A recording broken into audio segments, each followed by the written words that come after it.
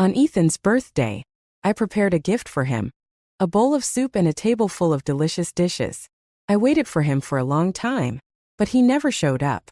The food went cold. Feeling uneasy, I contacted one of his friends, only to find out that Ethan was at Cloud Spring Bar. My heart felt desolate as I numbly stood up and headed there. The private room was filled with colorful lights and loud music. Inside, laughter and chatter echoed as people drank and partied. Both men and women surrounded Ethan. It was his crowd. Just as I was about to push the door open, I paused. The door was slightly ajar, and the voices inside became crystal clear. I overheard one of Ethan's close friends joking, "Ethan, you've been pretending to be mute at home every day. You must be dying inside." A wave of coldness spread through my body. Another person chimed in, "That woman, Sarah, is way too headstrong. If it were me, I wouldn't want to live with her either. Ethan, how long are you planning to keep up this mute act? It's been 4 years already." I had been so worried about Ethan's health that I rushed over, afraid his drinking would harm him. But now, a buzzing filled my ears, drowning out all other sounds.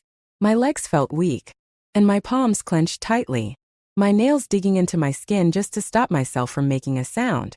Then, the man who was supposed to be mute, Ethan, spoke with a cold, emotionless voice. "It's not about pretending to be mute. I just hate everything related to her." A bitter laugh followed. "She's so foolish. 4 years. And she still hasn't realized I've been faking it all along." "Yeah, Ethan." Another voice said, "You were fine a month after the car accident. Sarah didn't notice a thing. Honestly, if it weren't for Hannah, you wouldn't have had to settle for her."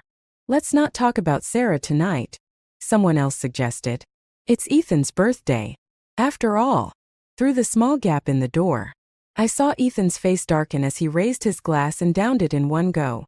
Strangely, even from this distance, I could see his reddened eyes through the narrow opening. It was ridiculous. For 4 years, I truly believed Ethan was so traumatized that he'd never speak again. But what did it matter if he couldn't talk? I could. I spent those years talking to him every day, trying to make him smile, sharing every little thing that happened. I cooked for him, cared for him, and nursed him back to health, hoping to someday have a place in his heart. 4 years. Long enough to warm even the coldest stone. But there was one name I never dared to mention: Hannah. Ethan's first love. His white moonlight. She was the true owner of this bar and someone I could never hope to compare to. As the door sealed shut again, the voices inside were cut off. I could no longer hear their mocking words. My mind spun, and my vision blurred. I vaguely heard someone call out, "President Sarah," but I couldn't focus. Staggering to the roadside, I pulled out my phone with trembling hands. My vision grew hazier, and I realized my low blood sugar was acting up. I popped a piece of candy into my mouth to steady myself. Then, I sent a text to Ethan. "Let's get a divorce." The birthday gift I gave him was a divorce agreement. I didn't ask for anything, only the house we'd lived in for the past 4 years. That moment, I finally understood one thing with painful clarity. I could never compete with a dead person. Not in the past and not in the future. Suddenly, a blinding light flashed. I looked up to see a truck barreling toward me. Behind me, a familiar yet distant voice shouted my name. "Sarah." When I opened my eyes again, I was back 5 years earlier. None of it had happened yet. Ethan's white moonlight was still alive, and he and I had never been married. Joy surged through me as I realized where I was. This was right after my graduation. Ethan's family business was struggling, and Hannah had just gone abroad. In my previous life, I gave up a promising career to join his company and help him rebuild everything, piece by piece. Ethan had always suffered from a severe stomach condition caused by years of overwork and irregular eating habits. I used to cook nutritious meals for him every day, trying different recipes to make sure he ate properly. At social events, where Ethan needed to drink to close deals with those bloated, self-important executives, I worried that the alcohol would worsen his condition. So, I often drank in his place, getting those executives drunk instead. Back then, maybe Ethan was truly moved by my efforts. On one occasion, after I had vomited uncontrollably from drinking too much, he didn't show any disgust. Instead, he made me sobering tea, silently watching over me for a long time before asking, Sarah, is it worth it? Even in my drunken haze, I couldn't forget the way his eyes curved into a smile when he asked that. It's worth it, I replied without hesitation. I like you, Ethan. I like you more than anything. But those fleeting moments of tenderness couldn't withstand the passage of time, or his endless longing for his white moonlight. Hannah. Eventually, I realized that he wasn't worth it. This time, I wouldn't quit my job for him. My phone rang, and it was Ethan. His voice sounded tired. Did your resignation request go through? He asked. I glanced at the resignation letter in my hand. If I hadn't been given this second chance, I would have taken this letter to the CEO's office, submitted it despite their attempts to make me stay, and left my promising position at this Fortune 500 company to join Ethan in a struggling little startup. I would have spent years helping him rebuild, only to witness Hannah's tragic death abroad during a robbery, leaving Ethan devastated and mute. In the end, I had almost coerced him into marrying me. But now, I laughed softly and replied, Ethan, I just texted your precious Hannah about your current situation. She said she'll come back to be with you. Let her take care of you from now on. There was a long silence on the other end, and I could imagine him frowning. His voice turned stern. What do you mean by this? Sarah. I responded clearly. I mean, if anyone wants to quit, it won't be me. If you love resigning so much, go ahead. I'm keeping my job at this Fortune 500 company. Before he could say another word, I hung up. The suffocating weight in my chest lifted slightly. Suddenly, a familiar, deep voice spoke behind me, laughing. You like this job so much? I turned and found myself looking into the eyes of Alexander Lane. His expression held a subtle smile, and the corners of his eyes crinkled with amusement. Seeing him brought back memories. In my past life, many people had looked down on me and Ethan, and many had taken pleasure in my struggles. But when I drank so much at an event that I ended up with a bleeding stomach and still failed to secure the deal, it was Alexander who spoke up for me. It wasn't until much later that I learned the truth. The executive I was negotiating with had originally planned to work with Alexander, but it was Alexander who had suggested giving me the contract instead. I had never gotten the chance to thank him in that life, not even before I died. Now, my eyes grew misty. Bowing deeply at a 90-degree angle, I said, Thank you, Mr. Lane. He raised an eyebrow and replied, I don't know why you're thanking me, but there's no need. Save the big gestures for my funeral. I stared at him in silence for a moment before muttering, No wonder you stayed single until I died. You deserve it. From the moment I met Ethan in college, I had always liked him, but even then, everyone knew about his feelings for Hannah. Their relationship was the talk of the school, and people even wrote notes on the dormitory walls, gossiping about their romance. Yet, in the end, they never got together. I thought that might be my chance. After graduation, I lingered around Ethan, hoping to stay close to him. His friends used to tease me every time they saw me, saying, Oh look, Ethan's little shadow is here again. But she's nowhere near as pretty as Hannah. Why don't you bring Hannah around instead? They never treated me like a person, just a joke to laugh at during gatherings. When I got angry, Ethan would frown and say, Don't make a scene. They didn't mean it. Some people seem perfect in everything they do, except they lose all sense of reason when it comes to love. I had lowered my standards and self-respect for him time and time again. But now, I wouldn't anymore. I would stay at Lane Enterprises and continue working. I thought someone as proud as Ethan would never come looking for me again. But that same evening, after work, a familiar car came screeching to a stop in front of me, nearly brushing against my leg. The window rolled down, revealing Ethan's cold, sharp face.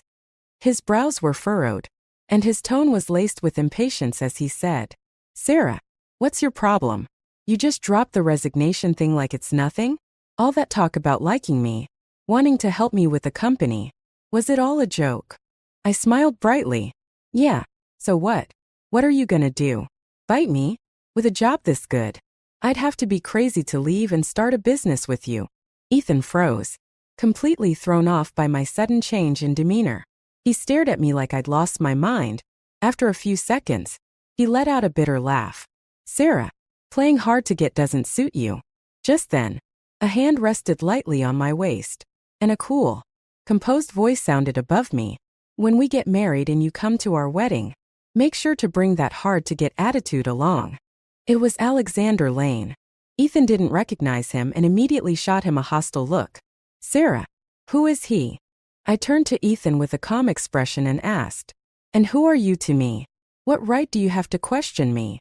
I smiled coldly before adding, Hannah is coming back soon. Isn't she? Since you're so obsessed with her, I think it's best we cut all ties before she returns. I have no interest in staying friends with someone I used to care about. Perhaps I had said something similar to him in the past because Ethan's eyes filled with disbelief. With a mocking tone, he said, Sarah, the last time you said you were done with me, you came crawling back within 3 days. You're pulling the same stunt again, aren't you? I bet you'll come running back to apologize within 7 days. I nodded lightly. Sure. Wait for it. I returned to my peaceful life. And, as I had hoped, Ethan didn't bother me again. I heard through the grapevine that Hannah had returned to the country, and it was Ethan himself who had gone to pick her up. Good. The tragedy from the last life wouldn't happen this time. Hannah wouldn't die, and I wouldn't marry Ethan. 2 days later, Alexander unexpectedly approached me. There's a banquet on Wednesday. Would you mind accompanying me? 10 times your daily salary, paid up front. My eyes lit up, and I nodded eagerly. Only someone as humble as me could take on such an important task. It's a piece of cake. Really? His eyes crinkled slightly with amusement. At the banquet, I quickly realized something was off. Almost every few steps, I bumped into one of Ethan's acquaintances. Fortunately, Ethan hadn't made a comeback yet and wasn't hanging around with them. After a trip to the restroom, however, I ran into him head-on. Ethan's expression was icy, but there was a hint of smugness in his raised brows. Sarah, it's only been 3 days, and you're already dying to come back and apologize. I gasped dramatically, looking him up and down. Where did this waiter come from? Don't you know how to behave properly? His face turned as dark as a storm cloud. His eyes swept over my expensive evening gown, and he frowned. So, you refused to quit your job because of money? I gave him a look of utter disdain.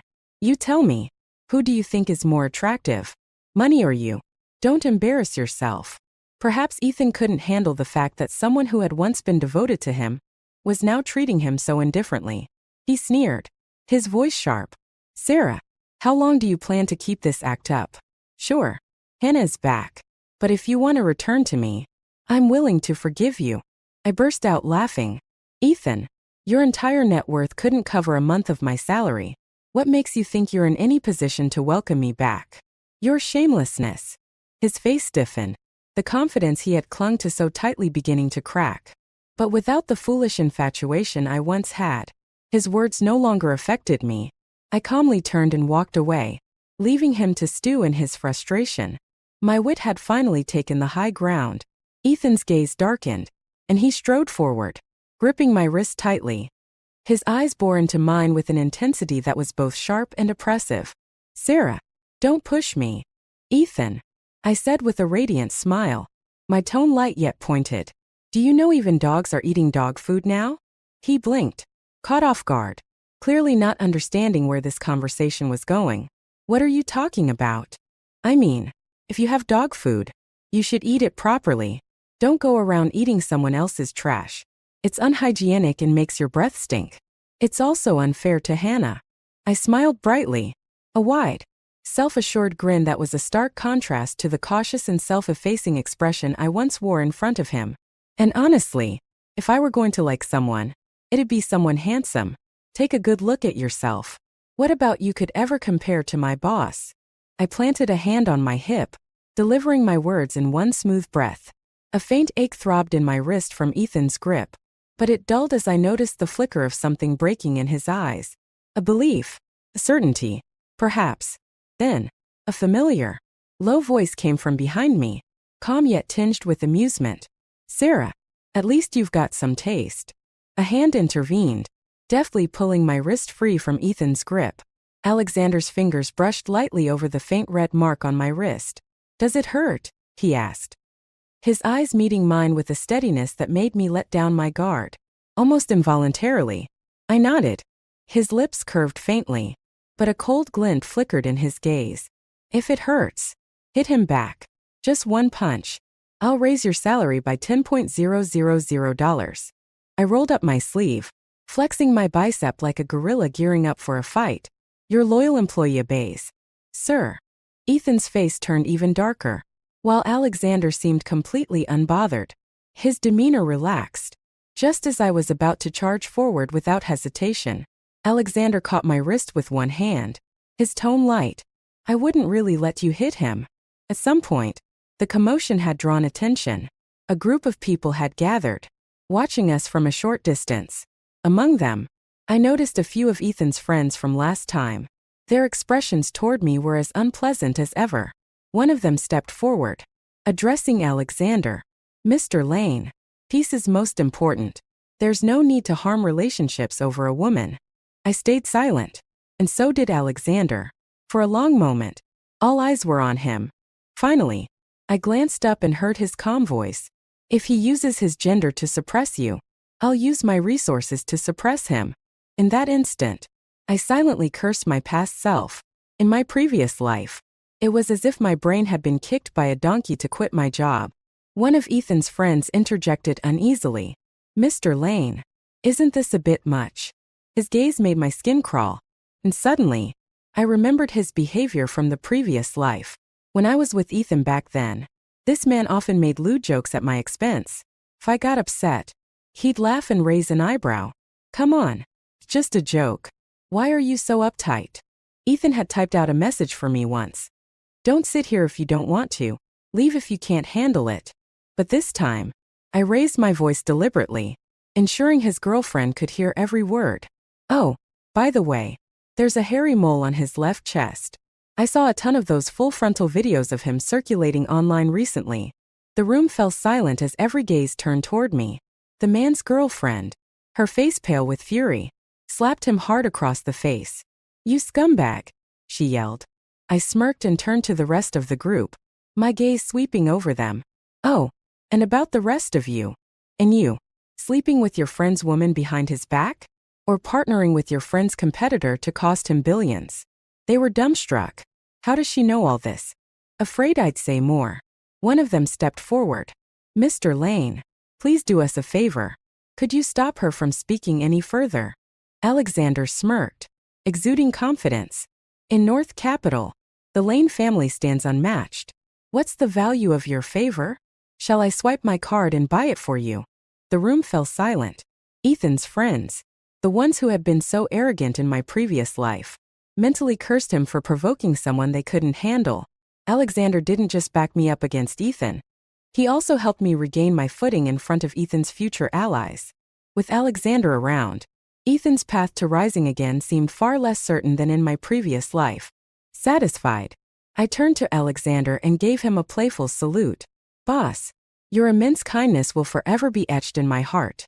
You're like a savior to me. Alexander cleared his throat, a faint blush creeping across his face. If you're so grateful, offering yourself isn't off the table. Just as he said this, I added with a grin, I'll repay you by being your loyal servant in my next life. His expression darkened. Why not this life? I shrugged nonchalantly. Because I'm an ungrateful and undeserving person. What's wrong, boss? Are you upset? Should I drop to my knees and kowtow 3 times to show my sincerity? That won't be necessary, he replied, though his tone was tinged with exasperation. Ethan, nursing his bruised pride, kept his distance after that. He had his self-respect. After all. Meanwhile, I happily threw myself into my work at the company. True to his word, Alexander raised my salary by $10,000, even though I never got the chance to hit Ethan. He joked that it was payment for entertaining him with all the gossip. As I predicted, without my help, and with Alexander intervening, Ethan faced resistance from many in North Capital. Few dared to collaborate with him, and his fledgling company suffered heavy blows. Just as it was teetering on the edge of collapse, I heard that Hannah had left him again. Ethan spiraled into a period of despair, but he didn't contact me. Instead, I received a call from his father. Sarah, why haven't you visited us lately? Your aunt and I talk about you every day. She's been so worried about you that she can't sleep. She's fallen ill these past few days and has been bedridden, constantly calling your name in her sleep." My heart softened at his words. In my previous life, one of the reasons I stayed by Ethan's side was because of his parents. They had always treated me well. Whenever Ethan ignored me, they would take turns scolding him. But after he became mute, his parents couldn't bear to criticize him anymore. Gripping my phone tightly, I felt a warmth rise in my chest, and my eyes misted over. "Uncle," I said softly, "I'll come visit you both once I'm done with work. Tell Auntie to take care of herself." "Good, good," he replied, his voice filled with joy. "She'll be so happy to see you."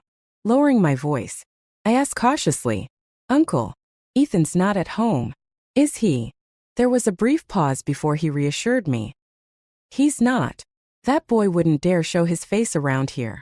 Sarah, don't worry. Your aunt and I will always have your back."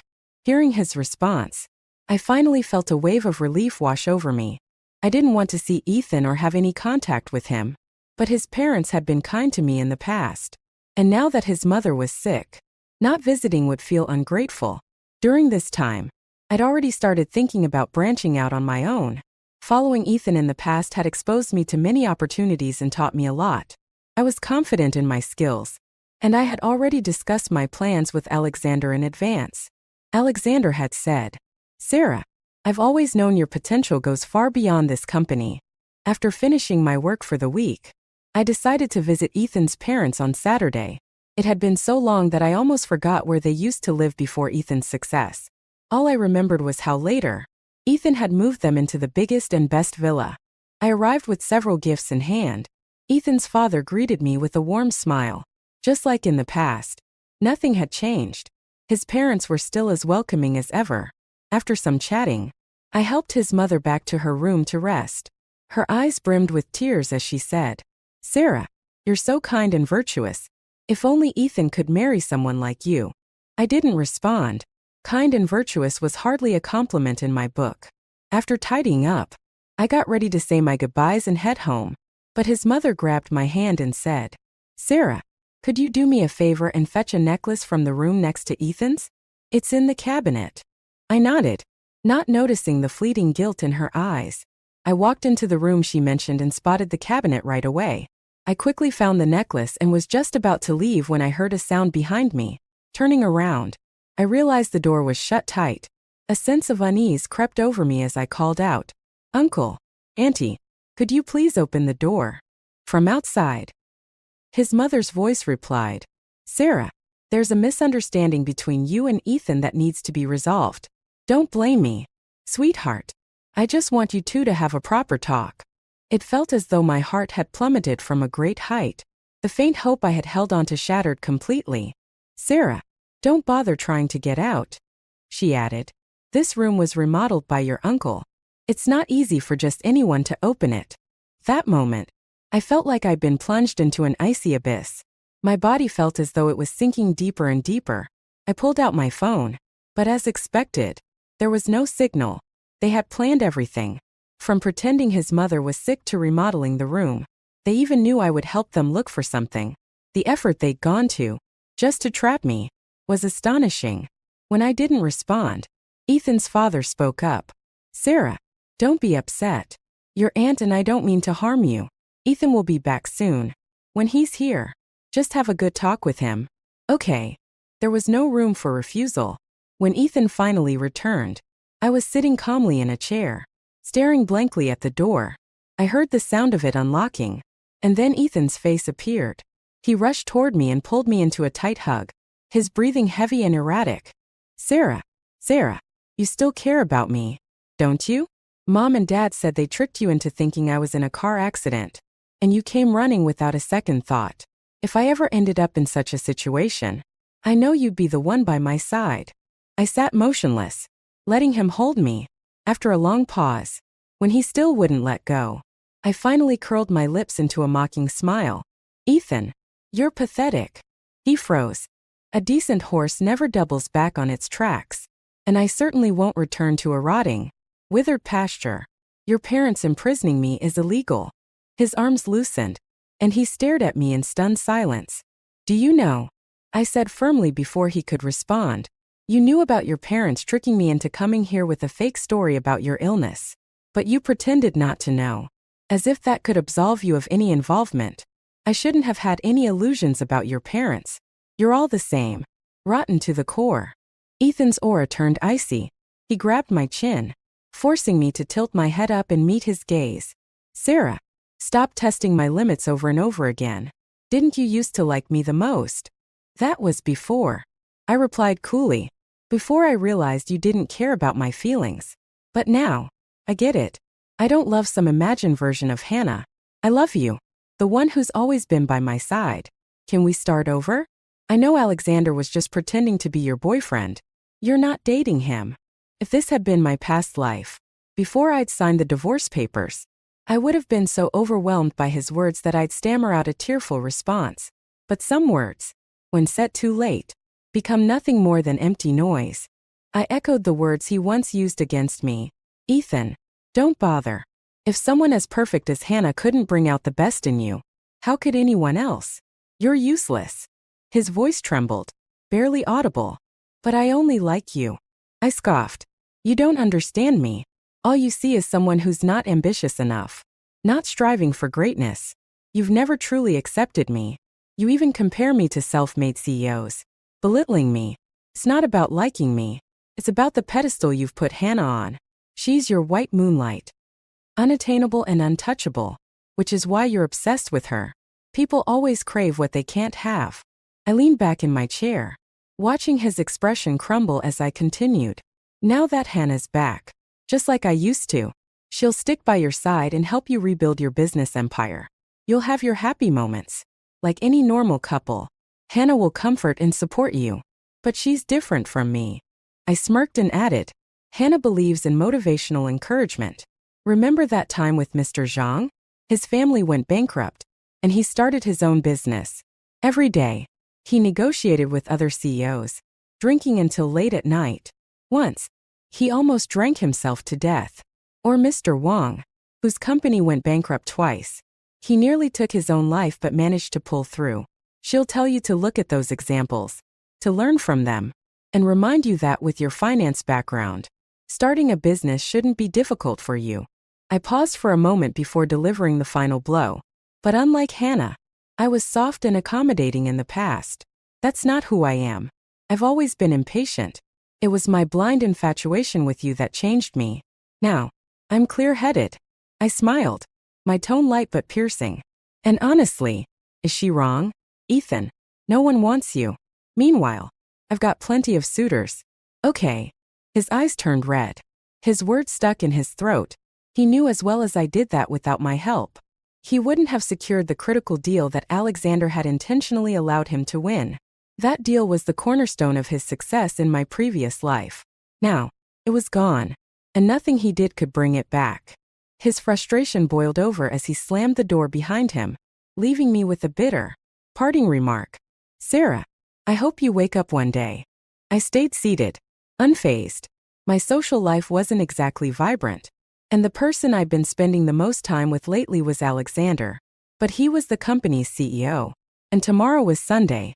Chances were, no one would notice if I went off the grid for a while. I curled up in the chair, quietly staring at the small window on the wall, faintly glimpsing the moonlight outside. A soft noise broke through my thoughts. Startled, I froze for a moment until a familiar voice spoke from above. Sarah, didn't even react to a sound? Why are you so out of it? I looked up and saw someone who shouldn't have been there. Alexander Lane. He had managed to open the tiny window and was leaning inside, his expression hovering between amusement and something else that felt a bit off. His slightly exaggerated grin was almost funny, but I sharply noticed that he seemed upset. Mr. Lane, why are you here? I asked. He raised a brow.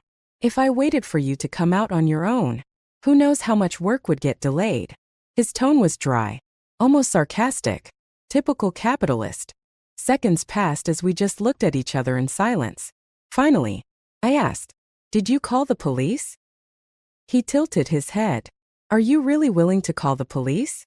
Of course. They're holding me against my will, restricting my personal freedom. Why wouldn't I call the police? Alexander muttered under his breath. I thought you still had feelings for Ethan and wouldn't report him. What feelings? I couldn't imagine what kind of mental gymnastics Alexander had to perform to keep himself so steady in that tiny window. I urged him. Hurry up and call the police. He gave me a teasing glance. Should I really go? Yes. Go. I said firmly. But minutes passed. And he didn't move. Confused. I stared at him. And for once, he looked unusually serious. Even concerned. I was worried you might get scared if I left, he said softly. Scared of what? He averted his gaze. Aren't you afraid of the dark? How do you know I'm afraid of the dark? In my past life, after spending so much time around Ethan, he would always dismiss my fears with comments like, "What's there to be scared of in the dark? Can't you stop being so dramatic?" I had forced myself to suppress those fears. And eventually, they seemed to fade. Now, I stared directly at Alexander, waiting for an answer, but he wouldn't meet my eyes. Outside, Ethan must have heard a sound. As he unlocked the door and stepped inside, Alexander had already slipped away from the window, leaving it closed and undisturbed. Moonlight streamed through, casting a calm glow over the room. Ethan's shoulders visibly relaxed as he asked, "Are you hungry?" I didn't respond. I was waiting for Alexander, who had promised to get me out of there. Moments later, the sound of police sirens shattered the silence. The entire Gu family froze in shock. The signal in the house had been blocked, so I couldn't make any calls or communicate with the outside world.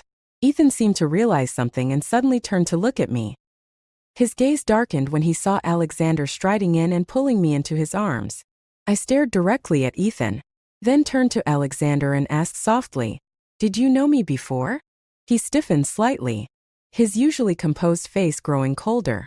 I continued, "You knew I was afraid of the dark.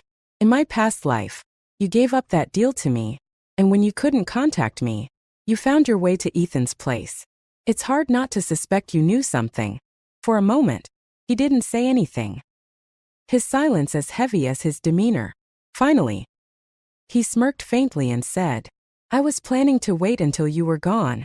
Put a QR code on your tombstone so you could scan it and remember what you'd forgotten. But it looks like you figured it out a little early. How frustrating. But you don't look frustrated at all." For now, Ethan didn't want to talk about the past. He ran away, and the police couldn't find where he'd gone. Alexander was worried about me, so he personally drove me home every night.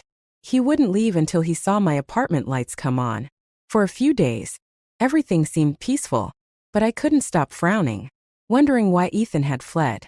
Running away would only worsen his punishment. His company, though small, had required a significant investment. Almost all of his family's remaining money had been poured into his projects. Recently, there had been a bidding event at work where I noticed Lane Enterprises was also preparing to compete. In my past life, Lane Enterprises hadn't won the bid, allowing Ethan and me to pick up the pieces. Now, however, Ethan's company was leaderless and in chaos. Seeing the company I had worked so hard to build in the past reduced to this state left me feeling disoriented and uneasy. Alexander had known about it before I did. He called me into his office to break the news. Lifting his gaze lazily, he asked, "Sarah, what did you ever see in a man like that?" I shrugged. "I don't know. You tell me." He clenched his jaw, letting out a silent, frustrated laugh. "I don't want my future kids inheriting a criminal record. I know the world's top eye specialists. Want me to book you a free appointment? You clearly need your eyes checked. You can't even recognize a decent man standing right in front of you." Liking Ethan was like carrying a criminal record. It left you cautious and full of regrets. The following days were a whirlwind of work, and Ethan didn't appear again. Soon, I wouldn't have to work for anyone else or live my life for someone else. I had the skills. Why not start my own venture? Alexander fully supported my decision. He told me, if a company fears its employees becoming too capable and leaving to start their own business, then that company won't survive in the long run. One evening, under the dim glow of the streetlights, Alexander drove me to my apartment complex as usual. I asked him to drop me off at the gate, not wanting to cause any misunderstandings. The security guards had started to assume he was my boyfriend, and I didn't want the rumors to spread. He hesitated, then said, "You're worried I'll scare off potential boyfriends, aren't you?" I rolled my eyes and walked into the complex on my own. As I approached my building, I remembered the light at the entrance was broken. The thought made me uneasy. When I reached the stairwell, a hand suddenly reached out from the shadows and pulled me into the landing between floors. Another hand clamped tightly over my mouth, silencing me completely. The moment our breaths mingled, I could hear the person's rapid heartbeat. The sensation was so familiar that it only took seconds for me to realize it was Ethan. But wasn't he still wanted by the police? Ethan slowly released his hand from my mouth, his breathing heavy, his heartbeat frantic. His dark, haunted eyes locked onto mine. I forced myself to stay calm. "Ethan, don't make things worse for yourself." His voice trembled, raw and unsteady, like that of a lost child. "I think I've already made a mistake. What should I do now?" I froze, understanding his unspoken words. He wasn't talking about his crimes. He was talking about letting Hannah go. He held my hand slowly, his palm damp with sweat and trembling. In the dim light, I could see that his eyes were slightly red. His voice, soft and unsteady, broke through the silence. "Sarah, why did you push me away to someone else? Don't you like me anymore?" My mind roared, a cacophony of emotions threatening to drown me. I clenched my palms tightly to stay calm. He continued, his voice fragile yet persistent. "These days, I keep dreaming about you, over and over again." This didn't make sense. At this point in his life, Ethan shouldn't have any feelings for me. Yet, he kept talking. "In my dreams, I know it's you, and me, but the scenes I see, they've never happened before." I glanced toward the stairwell, trying to think of a way to escape. I forced myself to respond indifferently. "For example?" He swallowed hard and said, "In one dream, I saw that Hannah didn't return to the country. She died abroad. I pretended to be mute, and yet you insisted on marrying me. You stayed by my side, helped me rebuild, and worked tirelessly to help me rise again. I even dreamed of you drinking with executives to secure contracts, until it caused you to bleed internally." My gaze shot up to meet his, my disbelief barely masked. These were all real events from my past life. How could he have dreamed about them? But I forced my face to remain calm. "If these are the things you came to tell me, you're wasting your time. I'm not the person you're looking for." He grabbed my arm again, his eyes trembling with emotion, his entire being on the verge of collapse. "Sarah, you've been reborn too, haven't you?" I stared at him, my tone cold. "Ethan, you're delusional." The moment those words left my mouth, he seemed to snap completely. His voice cracked with desperation. "I went mad the moment I realized you liked Alexander, and I pushed you toward Hannah. I've been insane ever since." Before I could react, he lowered his head, aiming for my lips. I turned away at the last second, his kiss landing awkwardly on my cheek. And then, a loud thud. I didn't even see the punch coming. But Ethan was already sprawled on the ground, his eyes still fixed on me. Despite the pain, he begged hoarsely, "Sarah, don't leave me. I'm begging you. Please." I averted my eyes, focusing instead on Alexander, who stepped forward, wrapping an arm around my waist. His body was stiff, awkward in its closeness. Lowering my voice, I asked, "Why are you here?" "You didn't reply to my messages," he said plainly. "I was worried something had happened, so I came to check on you." Relief washed over me as I exhaled quietly. Ethan was arrested for unlawful detention. Although his parents were partly involved, he was the primary culprit. His attempt to evade the law only added to his charges. When he requested to see me, I went. He had shaved his head and looked nothing like the Ethan I once knew. His face was gaunt, his eyes hollow, filled with remorse. "Sarah," he said, his voice barely above a whisper, "the person I've wronged the most in this life is you. I'm so sorry for how I treated you in the past life. If I had remembered sooner, if I had treated you better, would things have turned out differently?" I cut him off, meeting his gaze with unwavering coldness. "No. From the moment I decided to divorce you, I stopped liking you." The light in his eyes faded completely, and his already frail frame seemed to wither further. He looked like a skeleton, devoid of hope or vitality. "Ethan," I said, my tone steady, The person you should regret failing the most isn't me. It's the company you built with your own hands. Because that was once our shared dream. 2. I stopped paying attention to Ethan. He had truly disappeared from my life. Alexander often invited me to networking dinners. First, I wanted to decline, but he raised an eyebrow and said, "Don't you want to start your own business? How are you going to succeed if you don't understand the market?" I grumbled inwardly but didn't dare argue. As the dinner was wrapping up, I stepped out to pay the bill. When I returned, I overheard the group talking about me. "Mr. Lane, you seem to really like this young lady. Why not make her your secretary?" It wasn't uncommon for people like them to move someone they liked into their office, using the position of a personal assistant to keep them close. Alexander raised an eyebrow, his tone indulgent but firm. "She has her own skills.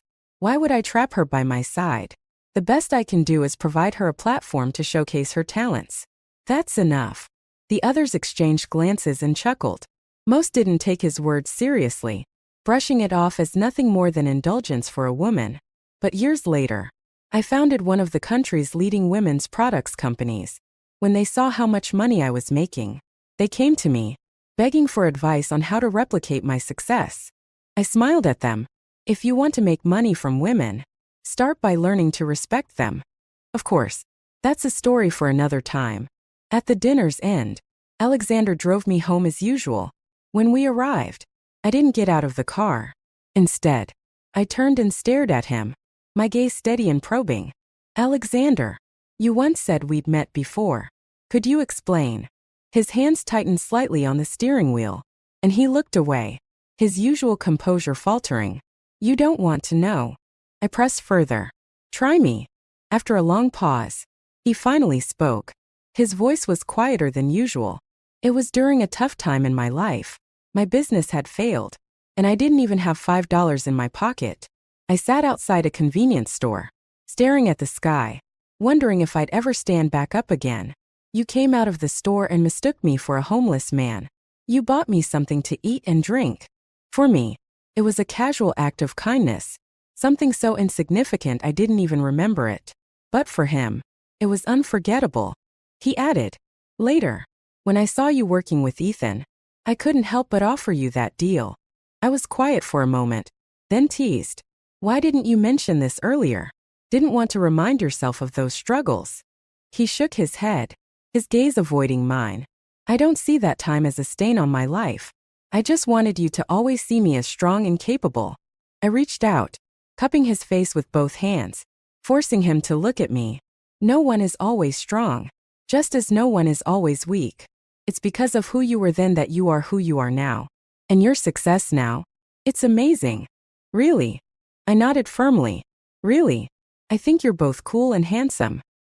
He stared at me for a long moment before the corner of his mouth curled into a smile. A small, mischievous hook.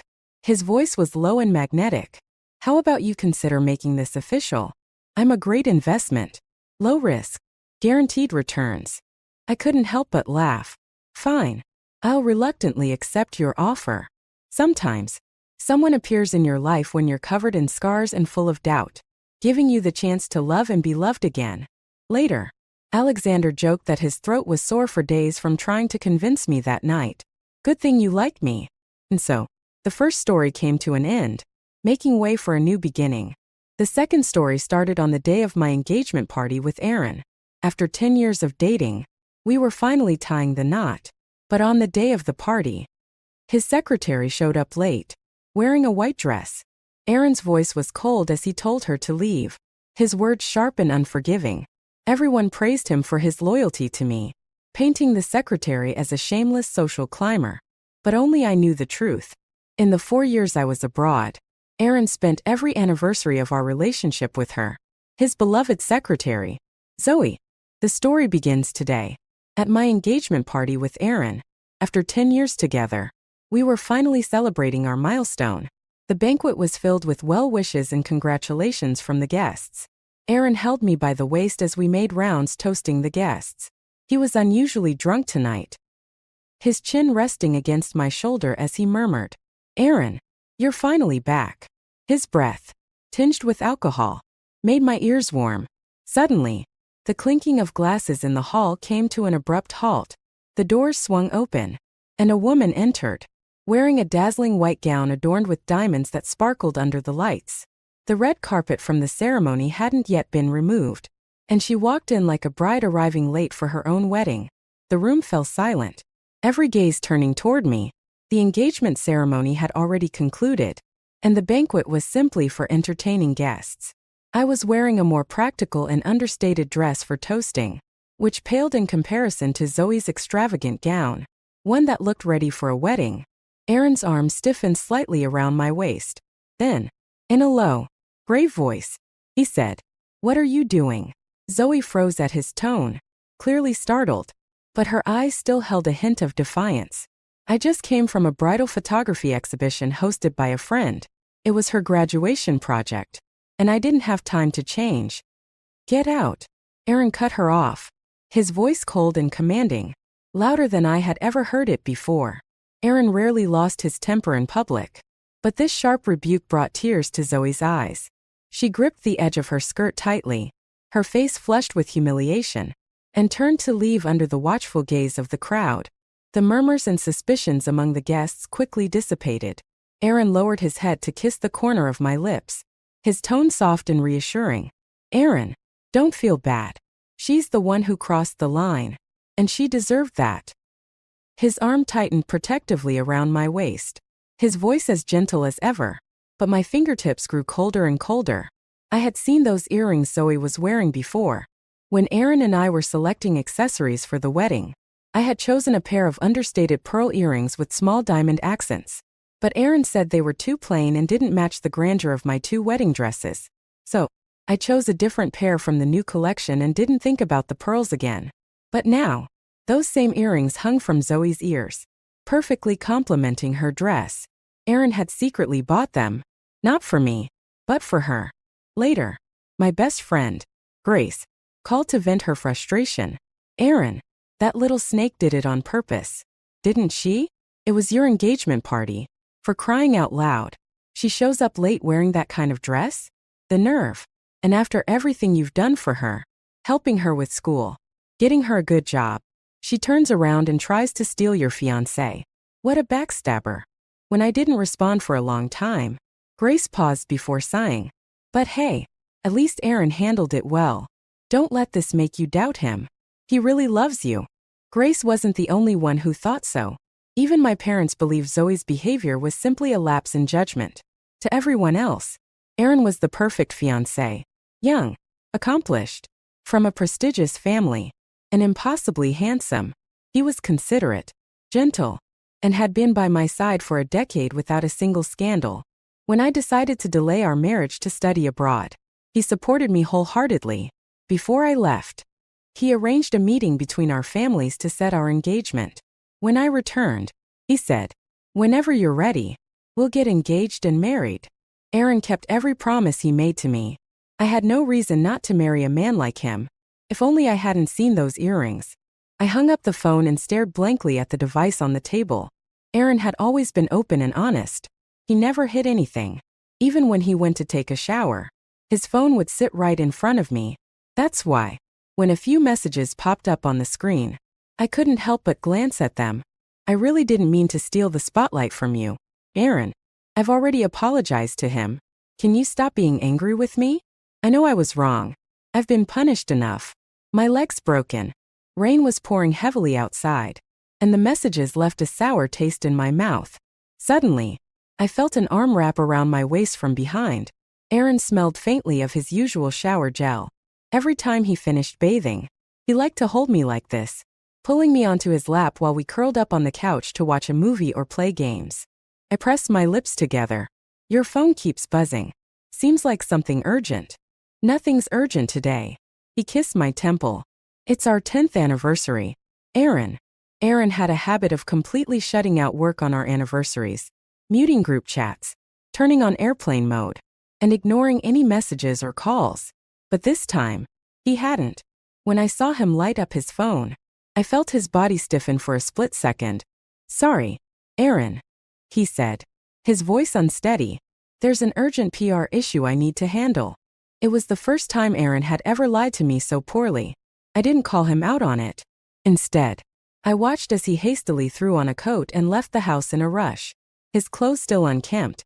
The sight was almost laughable. Aaron rarely acted this flustered.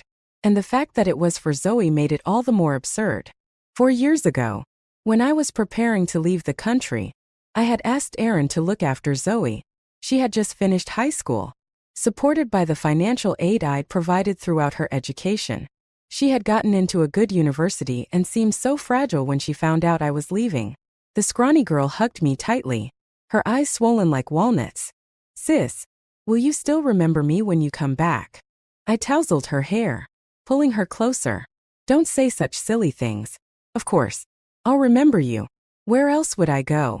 I had winked at Aaron and added, "Besides, you've got your brother-in-law to back you up." Aaron had smiled helplessly, his gaze warm as always. From the time Zoe started high school until she graduated from college and began working at Aaron's company, I had supported her every step of the way. Even when she became Aaron's secretary, it was with my approval. School and the real world are so different. There's so much I don't understand yet. She used to say, "Thank goodness I have your husband to guide me." She would always share her daily life with me, chatting endlessly. On our anniversaries, she'd never fail to send me her blessings. "Happy anniversary, Aaron. Your husband is amazing." But this year, there was nothing. Ever since I came back, Zoe had barely contacted me. A notification appeared on my phone.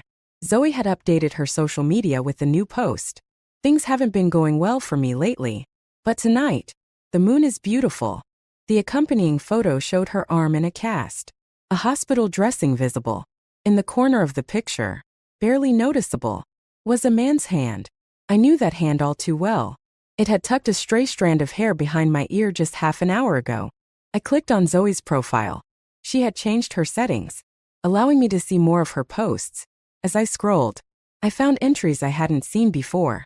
And all of them, without exception, were about Aaron.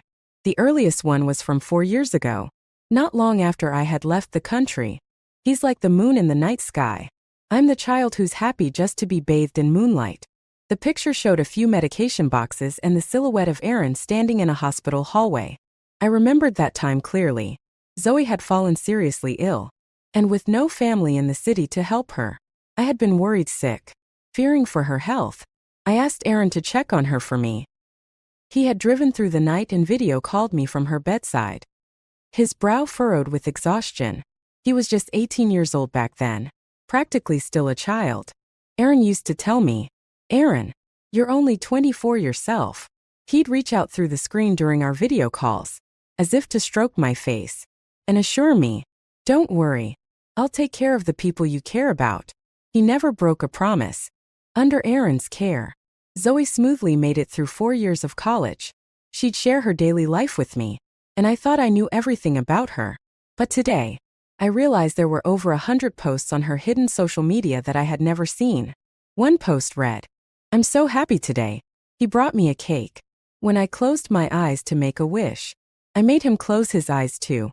His eyes are so beautiful. I wish this moment could last forever. Another post showed a video call notification from me. The caption was heartbreaking. I was so sad. The card had both of their names written together. I didn't like it. The card was from Aaron. His handwriting was unmistakable. The cake and the message were things I had picked out in advance. Aaron had simply followed through on my instructions. Yet, in the signature at the bottom, he had added a small flourish. A tiny heart drawn between our names. Zoe had scratched out my name. I remembered that day clearly. She had messaged me, "Aaron, this is the best birthday I've ever had. Thank you." I had replied, "We'll celebrate many more birthdays together." As I scrolled further, my fingers began to tremble. If the earlier posts were the delusions of someone hopelessly infatuated, the later ones showed a mutual understanding, a shared ambiguity that neither had spoken aloud. He said I looked really cute today.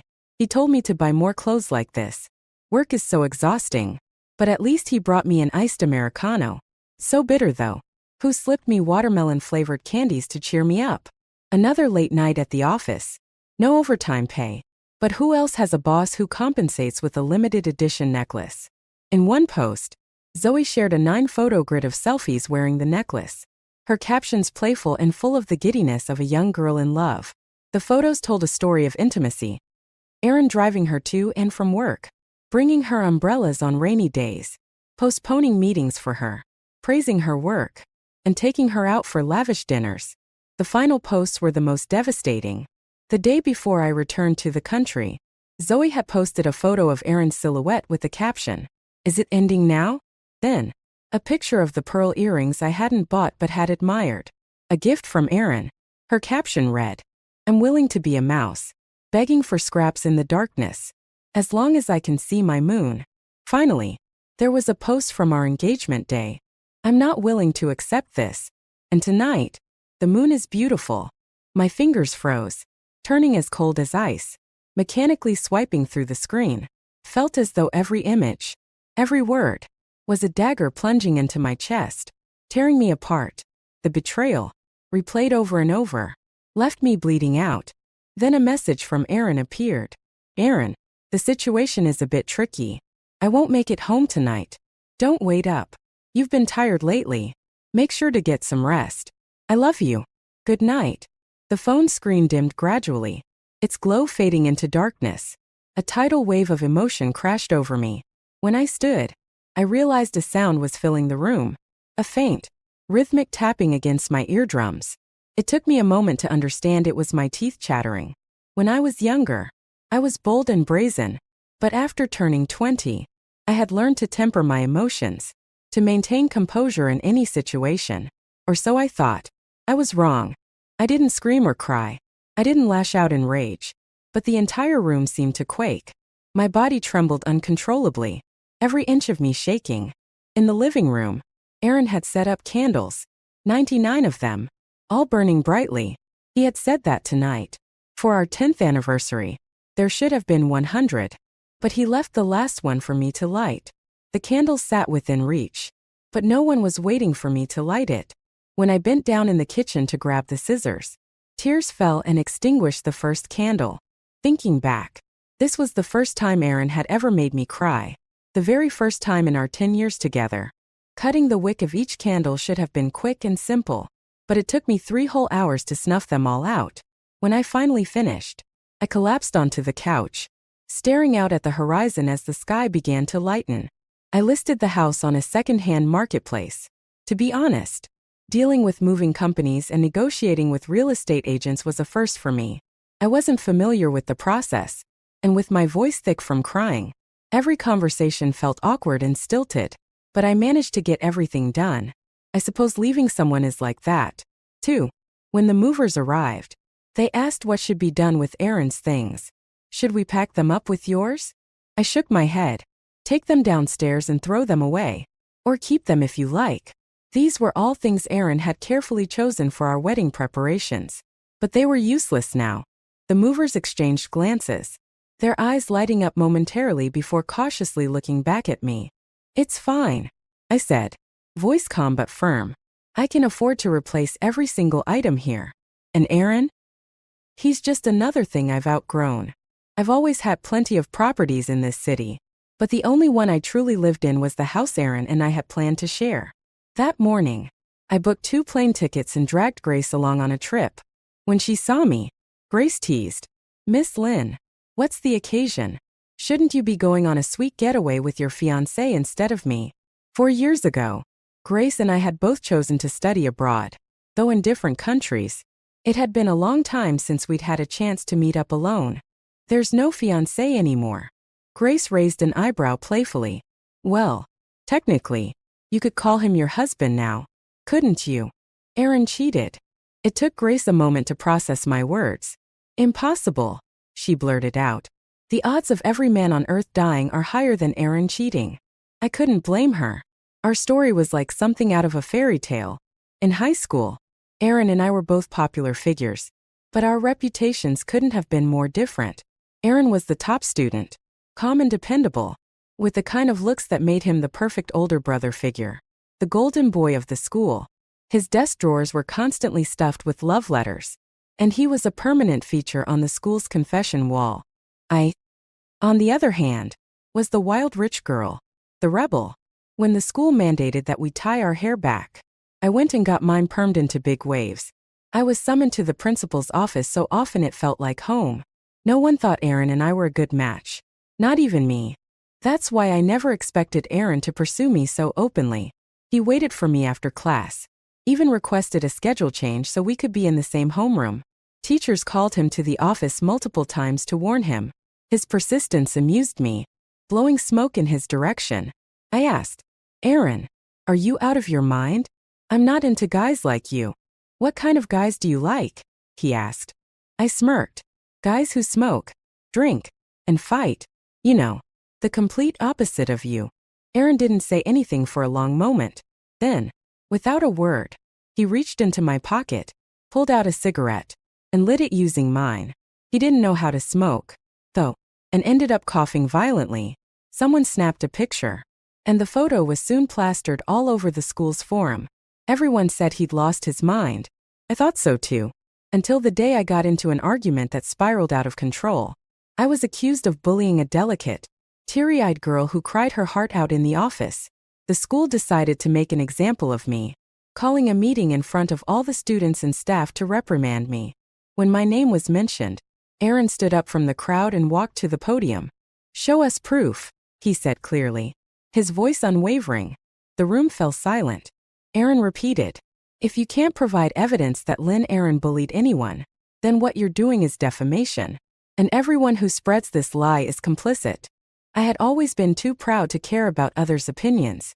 But in that moment, as Aaron stepped forward, I realized how wonderful it felt to have someone believe in you so firmly. After that, I cut my hair, quit smoking, and stopped sleeping in class. But I still didn't say yes to him. From that day on, however, Aaron's name dominated the confession wall, and mine was right beside it. Our names were always paired together.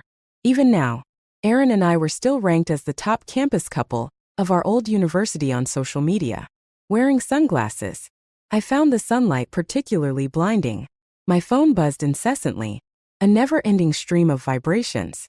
Over the past 2 days, Aaron had called me at least 100 times. I hadn't declined a single call, but I hadn't answered any either. Grace waved her phone at me. "Aaron's looking for you. Don't you want to talk to him? Maybe it's all a misunderstanding." I shook my head and closed my eyes. "Zoe's no angel," Grace added. "That little brat could have set this all up on purpose. You know she's manipulative." I exhaled slowly. "Zoe's a piece of work. That's for sure. I know all her tricks. But she couldn't have crossed the line without Aaron allowing it. No matter how clever she is, she wouldn't have gotten her hands on those earrings. Earrings only Aaron ever saw me admire. Without his permission, she wouldn't have dared wear a wedding dress and crash our engagement party unless his 4 years of favoritism emboldened her to do so. I had seen how Aaron loved me once, so I knew exactly why he acted so out of character that day. He felt sorry, but not for me anymore. Cutting off 10 years of connection was far harder than I imagined. Our lives were too entwined. Beyond our relationship, we had intertwined projects at work, things that couldn't be resolved overnight. When I returned to the city, Zoe found me before Aaron did. She ran up to me, grabbing my arm. "Where have you been? Aaron's been looking everywhere for you. He's losing his mind." Zoe was shorter than me. She tilted her head upward, her round eyes wide and brimming with innocence. The same helpless look she'd had 8 years ago. Back then, her hair was dry and brittle, her family poor and desperate. Her grandfather had refused to let her attend school, insisting she work to support her younger brother. Despite being a child herself, Zoe had been skilled at household chores. She knew I was sponsoring impoverished students but stayed distant, letting her brother take most of the benefits. One day, when her grandfather wasn't home, I found her crouched by the stove, tending a fire. "Do you want to go to school?" I asked. "Do you want to leave this village?" Her eyes widened, filled with fear and hope. Her fingers twisted the hem of her worn shirt as she stared at me. Unsure if she could trust me, she looked like a stray puppy, abandoned but desperate for help. I crouched down and hugged her. "If you want to go, I'll take you. I'll help you." She clutched my sleeve like I was her only lifeline and whispered, "Sister." From that day on, she called me sister for 8 years. And every time she did, No matter how angry I was, I would soften.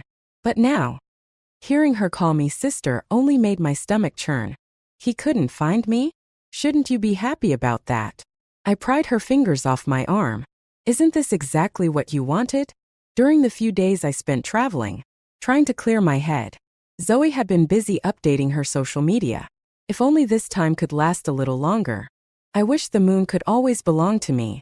Her captions revealed everything, leaving no room for pretense. Zoe froze for a moment, the innocent expression on her face gradually fading. Instead, there was a hint of relief, as if she had finally made up her mind. She took a step back. Aaron, she said, her voice steady. For all these years, I've been so grateful for everything you've done for me. I used to tell myself that when I grew up, I find a way to repay you. But what can I give someone who already has everything? Now that I'm grown, I realize that apart from your charity, I have nothing. I owe you so much. Zoe began, her voice trembling. Everything you've given me, I'll repay little by little. And for what I can't repay right now, I'll work for the rest of my life to make it up to you. Whatever you want to take back, I'll return it to you.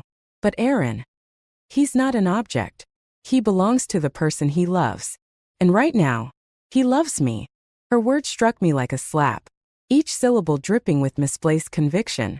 Aaron loves me, she repeated, her tone unwavering. When he decided to love me, he didn't hesitate, not for a second. He was braver than I ever was when I accepted your help. I had never known a person could be so shameless. To Zoe, the only thing she owed me was material, financial aid, designer bags, clothes, and luxury items. She didn't understand, and perhaps never would, that the most valuable thing she ever received was my genuine, unconditional kindness. Aaron loves you? I laughed coldly. To what extent? Exactly. Her face turned pale. Deep down, she knew the truth. That's why she came to me, hoping I would walk away willingly. She understood that as long as I didn't let go, Aaron never would. If he could, he wouldn't have rushed to propose as soon as I returned to the country. Speak of the devil. Aaron appeared just then. The moment he saw me, he broke into a sprint, almost getting hit by a car as he crossed the street without hesitation. He stopped in front of me, wrapping me in a tight embrace. Where have you been? Why haven't you been answering my calls? The house. Why is it empty? They told me you're selling it. Why? Aaron, what's going on? His eyes were red as he looked down at me, noticing how lightly I was dressed. He unbuttoned his coat and carefully wrapped it around me, pulling me into his warmth. Zoe stood there the whole time, just a few feet away. It was as if Aaron didn't even see her. Her fingers dug into her palms, her face as pale as paper. Aaron, she whispered, her voice trembling. But Aaron didn't respond. He didn't even glance in her direction. Instead, he rubbed my freezing hands between his voice full of concern. It's too cold outside. Aaron, you'll catch a cold. Let's go home. Okay, let's go home. Aaron had bought back the house. Everything I had thrown away before I left had been restored to its original place within days, as if I had never left. He wanted everything to go back to how it was before. But how could that be possible? A broken glass, no matter how carefully pieced back together, would still show its cracks. Once the ongoing projects were completed, I would announce the cancellation of the wedding to the media. I'd leave it to Aaron to explain things to his parents. If they had any questions, they could call me. Don't hold me like this, I said, gently pushing against his chest. It's not appropriate anymore, given our current relationship. Aaron's arms, solid and unyielding, tightened around me. His voice shook, something I had rarely heard before. Aaron, why? I was silent for a long time. I wanted to ask so many questions. Why were the earrings not suitable for me but perfect for Zoe? Why had his care for her, born from my request, turned into something deeper? Why did 6 years of growing together, from youth to maturity, mean less to him than the 4 years he had with someone else? Why did he blur the boundaries, allowing someone else to cross into a space that was supposed to belong to us? I looked at the face I had loved for 10 years, suppressing all the emotions threatening to erupt. In the end, I only asked him one question. The night of our 10th anniversary, Who did you go to see? Aaron froze. His mouth opened, but no words came out. I turned to leave, but he grabbed my wrist, holding me tightly. Aaron, he pleaded. That night, Zoe was hurt. I just went to see her, Aaron said, his voice trembling. You went to see her? I asked coldly. Then why did you tell me you were going to the office? If it was just to see her, why did you have to hide it from me? Aaron, I continued, my tone sharp. Don't forget, I'm the one who sponsored Zoe. If anyone has a right to care about her, it's me. I extended my hand, prying his fingers off mine one by one. Stop pretending to love me. Your love is too cheap. I'm not some charity case. Aaron, I'm worth more than that. Aaron's eyes turned red, the veins in them almost visible. In a near frenzy, he pushed me down onto the sofa, his strength unrelenting, like a beast gone mad. Cheap? Lynn Aaron, how can you say that so calmly? After all these years, what have I ever meant to you? Did you stay with me just to repay me for saving your life? Did you ever love me at all? His words dragged me back to that snowy day years ago. After high school, I never accepted Aaron's pursuit. I was reckless by nature, hating anything that tied me down, including love. Right after graduation, I decided to trek Mount Pan alone, signing a liability waiver with a travel agency before embarking on what I thought was just another adventure. But Aaron had followed me without my knowledge. You've lost your mind, haven't you? I had yelled at him. This is the kind of thing that could get you killed. Aaron only held my hand gently and said, if you're not afraid, then I'm not afraid either. I was the one who jinxed us. Halfway through the climb, the mountain was hit by a snowstorm. The metal chains along the trail were slick with ice, and I nearly slipped to my death. Aaron held on to me with all his strength, his entire body frozen as he braced himself against the snow. For nearly 2 hours, he didn't move, afraid that even the slightest shift would cause him to lose his grip on me. By the time rescuers arrived, his hands were completely numb. I later learned he had strained them so badly that he couldn't move his fingers properly for weeks. When we got home, I finally agreed to be his girlfriend. From that day forward, I gave up my adventurous lifestyle. Aaron once joked that I'd grown timid, but I never told him the truth. It wasn't fear of the unknown that changed me. I just couldn't bear the thought of losing him. But love itself is the ultimate adventure. 10 years ago, Aaron had dived into it headfirst without hesitation. 10 years later, I was the one left behind. The memories flooded over me, threatening to tear down the calm facade I'd worked so hard to maintain. I closed my eyes, digging my nails into my palms to steady myself. Whether we loved each other or not doesn't matter anymore, I said, forcing a lightness into my voice. Aaron, we're adults. Breaking up shouldn't feel like the end of the world, should it? The corner of my mouth lifted into a smile even I didn't understand. All I knew was that the man in front of me was no longer the boy who had once stood by me so steadfastly in college. Aaron refused to accept the breakup, but it didn't matter. Starting a relationship takes 2 people, but ending one only requires one. I moved into an apartment as far away as possible from what had once been our wedding home. My plan was to wait until our joint projects were completed before formally announcing the end of our relationship in the most dignified way possible. In my youth, Aaron had been unbeatable in my heart. Even now, I couldn't bring myself to expose the ugly truth to the world, to turn him into a public disgrace. But reality doesn't care about plans. During a final meeting with a client to close a deal, Zoe appeared. She arrived before Aaron, her entrance drawing the attention of everyone present. Her dress hugged her figure, showcasing the curves of her youthful body. She moved gracefully between the tables, her smile charming and coy, raising her glass as she flitted from one guest to the next. It was clear she was there to win them over, and she played her role perfectly. I frowned. Zoe suddenly showing up in front of our business partners was clearly a move to flaunt her presence and assert her status. But this wasn't a party. It was a negotiation table.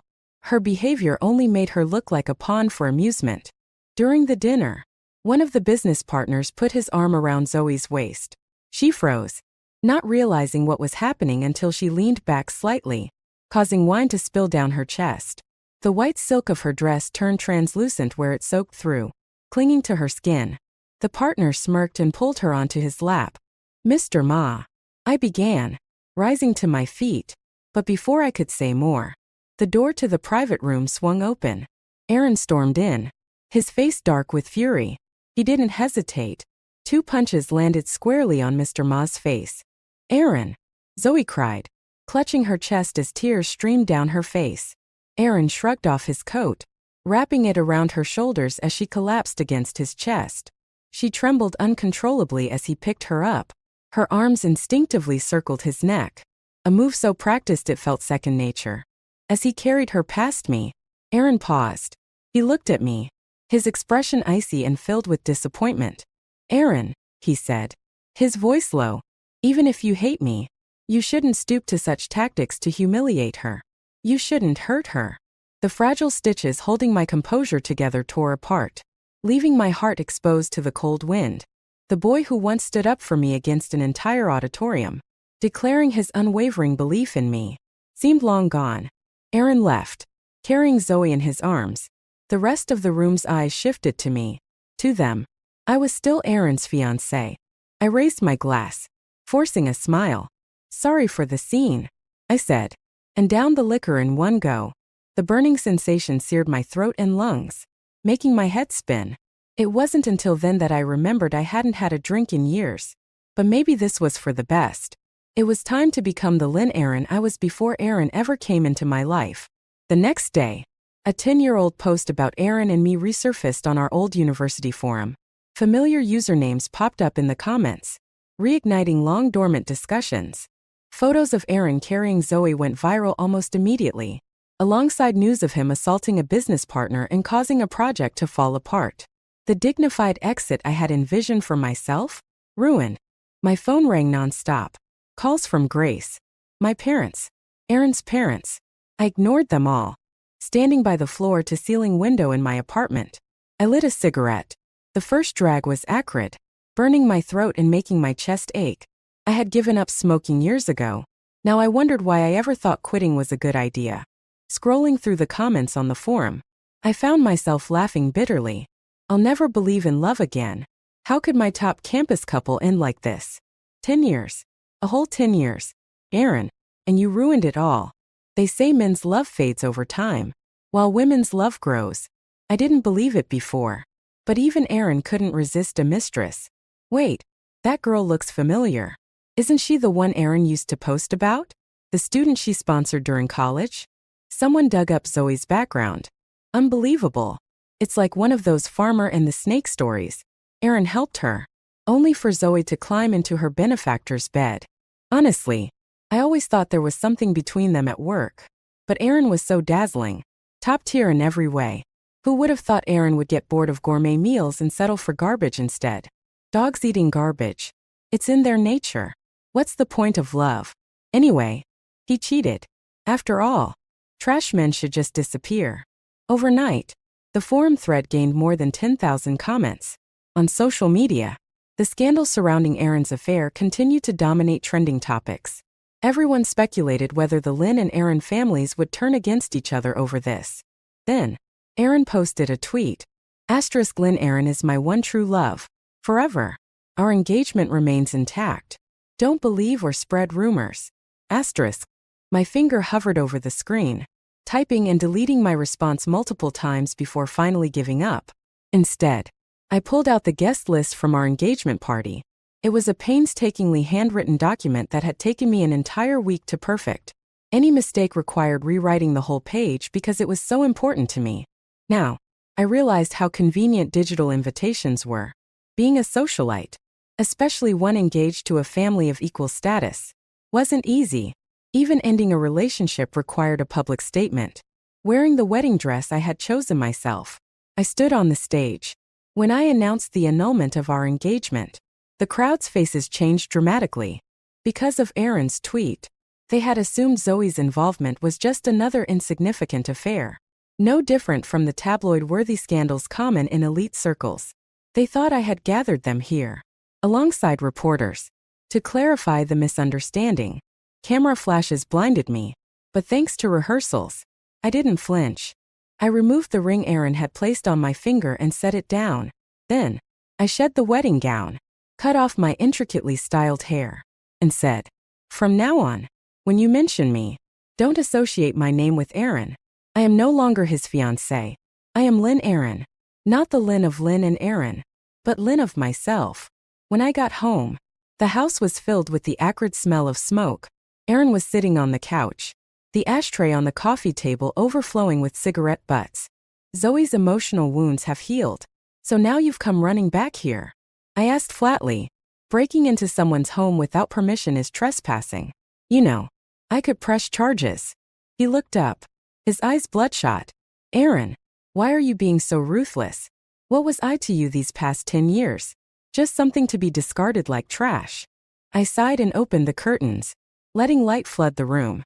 "Aaron," I said calmly, "you of all people know how long 10 years is. So why was it so easy for you to give your love to someone else?" I turned to him, my voice steady. "I've always wanted to ask, what was it like, those 4 years I was abroad, keeping in touch with me while sneaking around with her? Did it feel good? Was it fun? Making a fool of me while I unknowingly wished you both happiness?" Thinking about it now, it felt like watching a puppet show from the audience, where I was the puppet all along. "Aaron, please don't go. Don't leave me," Aaron pleaded. "We can still have a future together." His words, once capable of stirring my heart, now left me unmoved. The waves of love I had once felt for him had turned into a stagnant, lifeless pool. "I'm done, Aaron," I said simply. After the official breakup, I poured all my energy into work, traveling for business, managing projects, and keeping myself so busy I had no time to think about anything else. My parents and close friends were worried I was overworking myself, afraid I would burn out. Grace, in particular, bombarded me with dozens of messages daily, and even called at night to remind me to get some sleep. "Check out this guy, Jason Shing," Grace texted. "Top-tier candidate. Super reliable. Aaron, even if you're not ready for a relationship, at least go on a date.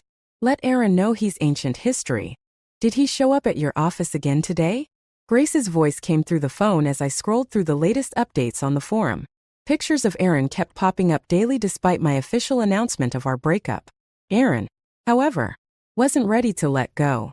Like 10 years ago, when he used to wait outside my classroom after school, he now waited outside my office building every day. He followed me as I walked, tailed my car, and often stayed parked outside my apartment complex all night. He even bought a property less than 100 meters from mine. Because of how frequently we were photographed together, rumors began swirling online that we were rekindling our relationship. Meanwhile, Zoe's situation took a nosedive. She was forcibly fired from Aaron's company amid the backlash of her homewrecker scandal. She was not only relentlessly criticized online, but also blacklisted in her industry. Anonymous users even discovered her address and started leaving funeral wreaths at her door. Grace, my ever-dedicated gossip reporter, kept me updated on all these developments. She spent most of her day online, keeping tabs on the drama involving Aaron and Zoe. Just as I finished reading her latest message, my phone rang again. "Ugh, you're so stubborn," Grace said, exasperated.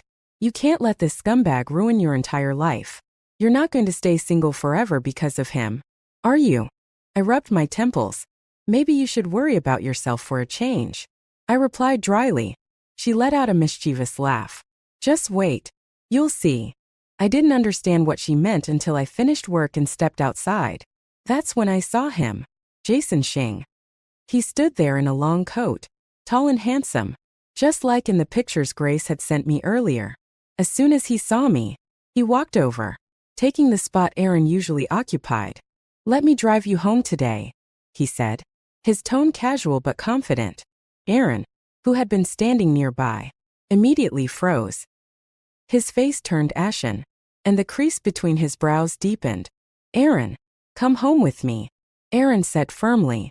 I glanced around and noticed a few people pretending to be passersby. Their phones were pointed directly at us. I couldn't help but smile.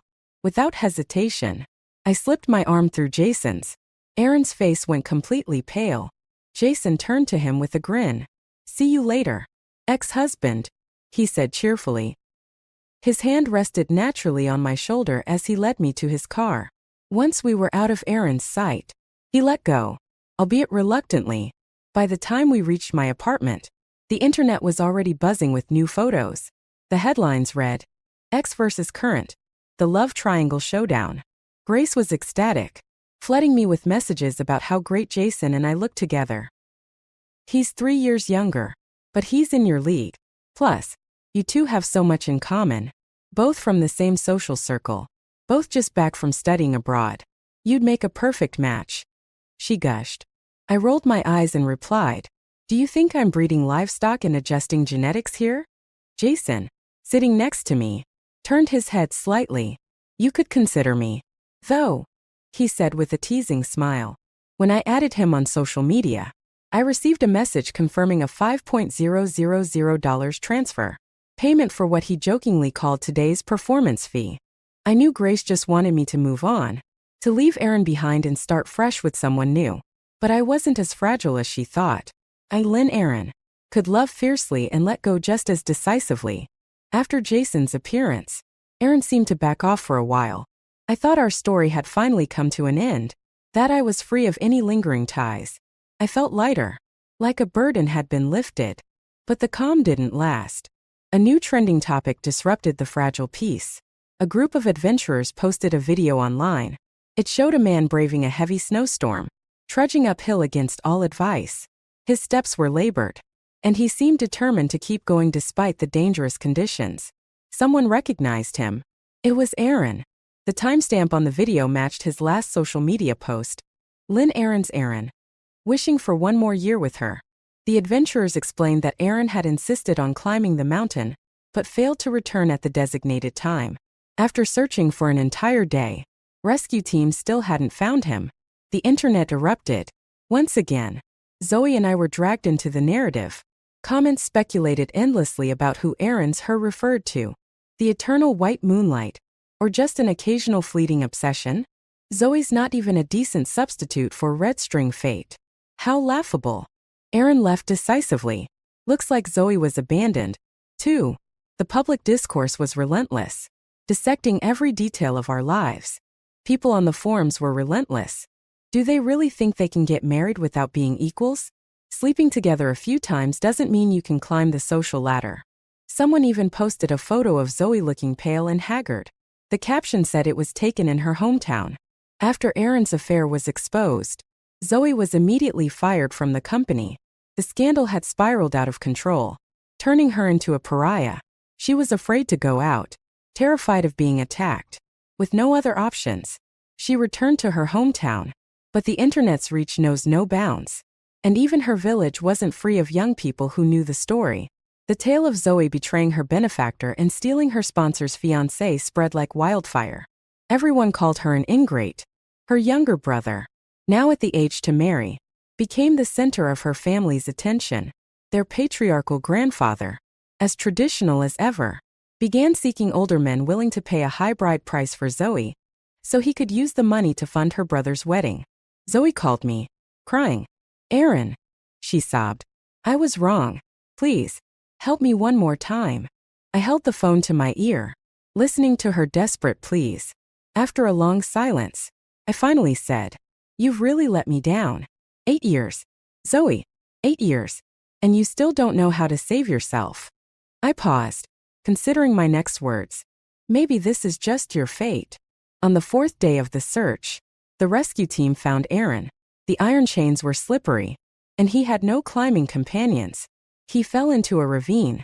The thick snow cushioned his fall, saving his life. But the ordeal left permanent scars. Surviving 5 days in sub-zero temperatures caused irreparable damage to his body. His leg, which hit a rock during the fall, was never properly treated. He would never walk normally again. After being rescued, the first thing Aaron did was call me. His voice, hoarse and broken, sounded like that of an old man on his deathbed. Aaron, he rasped. You'll never forgive me, will you? I didn't respond. Please, he pleaded. Just talk to me. Aaron, I miss you so much. I looked out the window. Somewhere, fireworks were lighting up the night sky. The bursts of dazzling light faded quickly, leaving only darkness. much like the brilliance of my past with Aaron and the countless futures I once imagined with him. The night sky grew black again after the fireworks vanished, but in just a few hours, the sun would rise, and daylight would return. No one's life depends on someone else. The world keeps spinning, no matter who's missing from it. Aaron, I said softly, this is my answer. He didn't speak again. The silence stretched so long that I nearly forgot we were still on the call. Finally, he whispered one word. Okay. A few soft beeps signaled the end of the call. At the same time, my fingers pressed the keyboard, typing the final period on a project report. A report that closed both a chapter of work and the last 10 years of my life with Aaron. Still just a snail. Huh. Sticking with a cripple for 3 years. Bro. You wouldn't get it. Maybe they've got some special preferences. That cripple in bed. Heh. If you ask me, it's all just Madison's scheme. Using one leg to tie someone down for life. Laughter echoed from the private room. I stood outside, my fists clenched tightly, until the laughter faded. Then came Ethan's low voice. All right. That's enough. Someone feigned surprise. No way. Don't tell me you're actually in love with that cripple. A brief silence followed. Then I heard him say, how could I? I mean, I don't have any weird preferences. Honestly, living with a cripple every day is exhausting. If it weren't for what happened 3 years ago. Hey, Madison, what are you doing here? The door to the private room swung open, and every gaze landed on me. Their eyes were filled with pity, disdain, everything but surprise. For a fleeting moment, Ethan looked startled and uneasy, but he quickly masked it. He strode over to me, his tone full of reproach. Don't you know your situation? What are you doing here? Sitting in my wheelchair. I locked eyes with him silently and raised my phone. You asked me to come.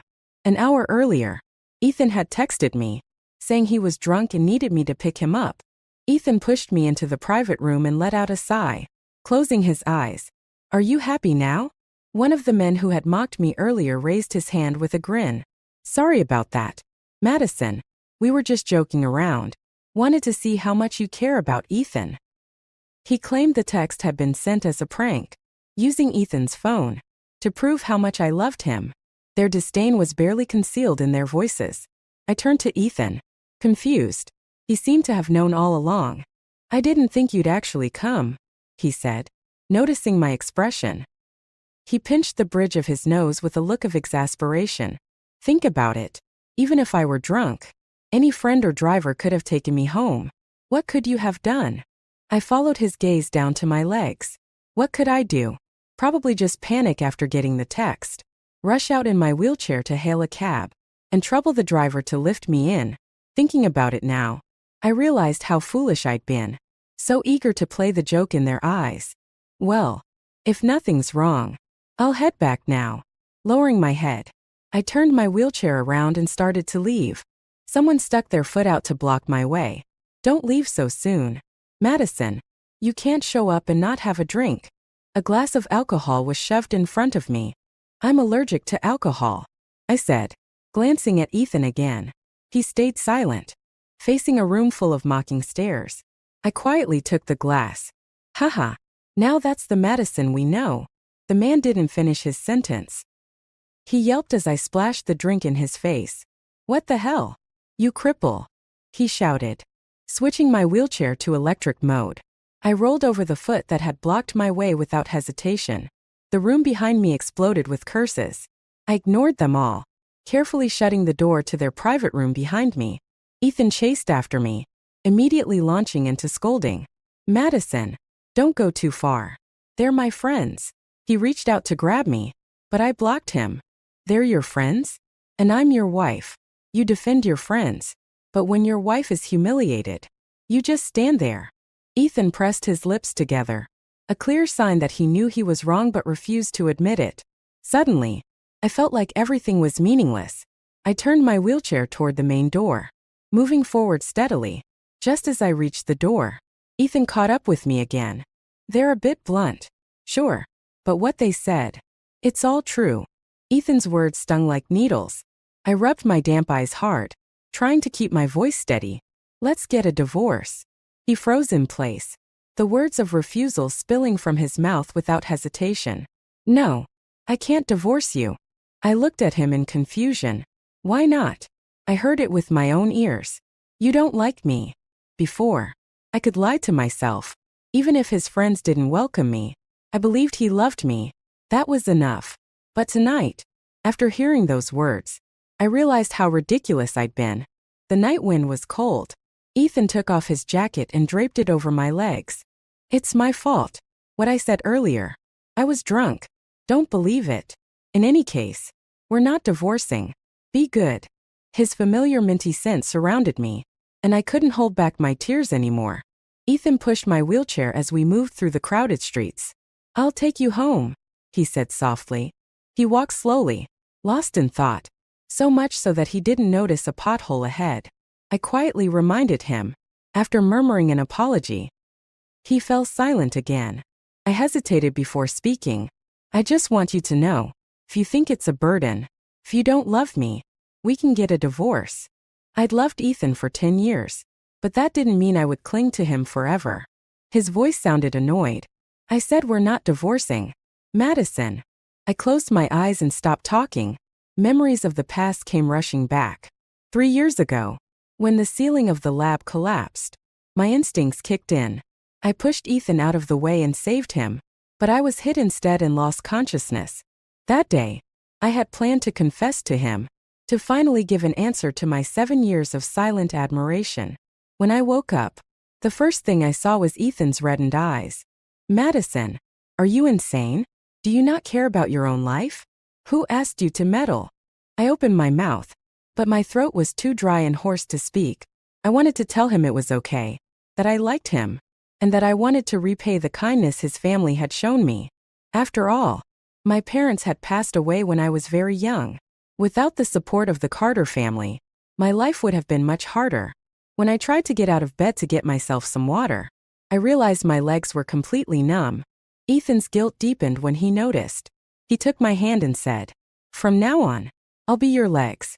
Madison, let's get married." I admit, that moment, I was overwhelmed by happiness.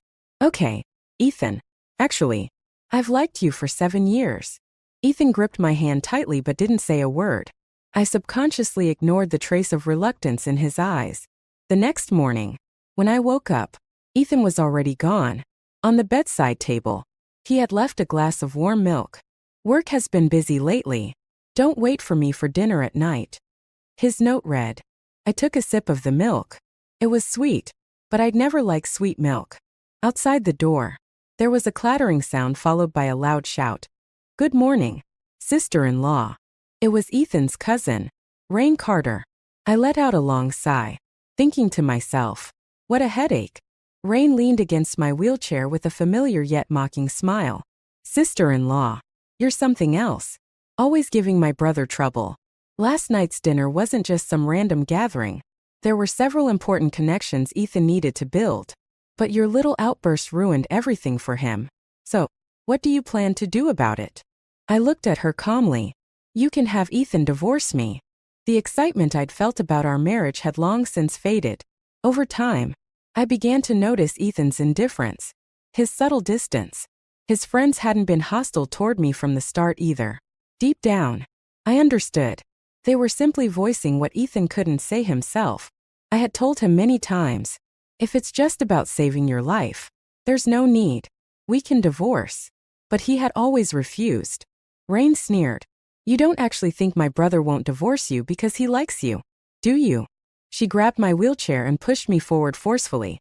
I tried to resist, but it was futile. What could someone like me, bound to a wheelchair, possibly do? Leaning close to my ear, she laughed softly. Come on, I'll show you something entertaining. Rain's entertainment turned out to be Ethan on a date with another woman. Through the glass window of a couple's restaurant, I saw Ethan gently brushing aside strands of the woman's hair. The tenderness in her eyes was almost overflowing. Rain pointed at them with her chin. See that? That's the person my brother actually likes. I couldn't understand. Then why doesn't he just divorce me? I'm not the one clinging to him. Rain scoffed. Frustrated. Isn't it because you shamelessly used the whole saving his life thing to trap him? If he divorces you, what will people think of him? An ungrateful bastard? Stop pretending to be so generous. This is exactly what you planned all along. I didn't understand why everyone thought I had schemed against Ethan. I lost my legs, but he lost his freedom. The people inside were so engrossed in their conversation that they didn't notice me just outside the window. I smiled, wheeling myself closer and lightly tapping on the glass. Rain hadn't expected me to do that and froze. "What are you doing?" she hissed. It was laughable. She'd brought me here to see this but expected me to silently stew in misery afterward. She had no time to stop me. The two inside turned and saw us. Panic flashed across their faces. Ethan was in front of me within moments. "Madison, let me explain," he began, but he didn't seem to know what to say. His eyes darted toward Rain in frustration. "Who told you to bring her here?" Rain pouted, looking indignant. "I was just trying to help your poor wife. You two are the ones who've been in love for years." I froze in place. In love for years?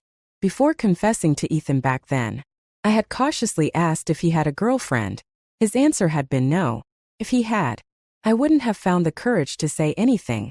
"Madison, go home," Ethan said, scolding Rain before hurriedly calling a cab for me.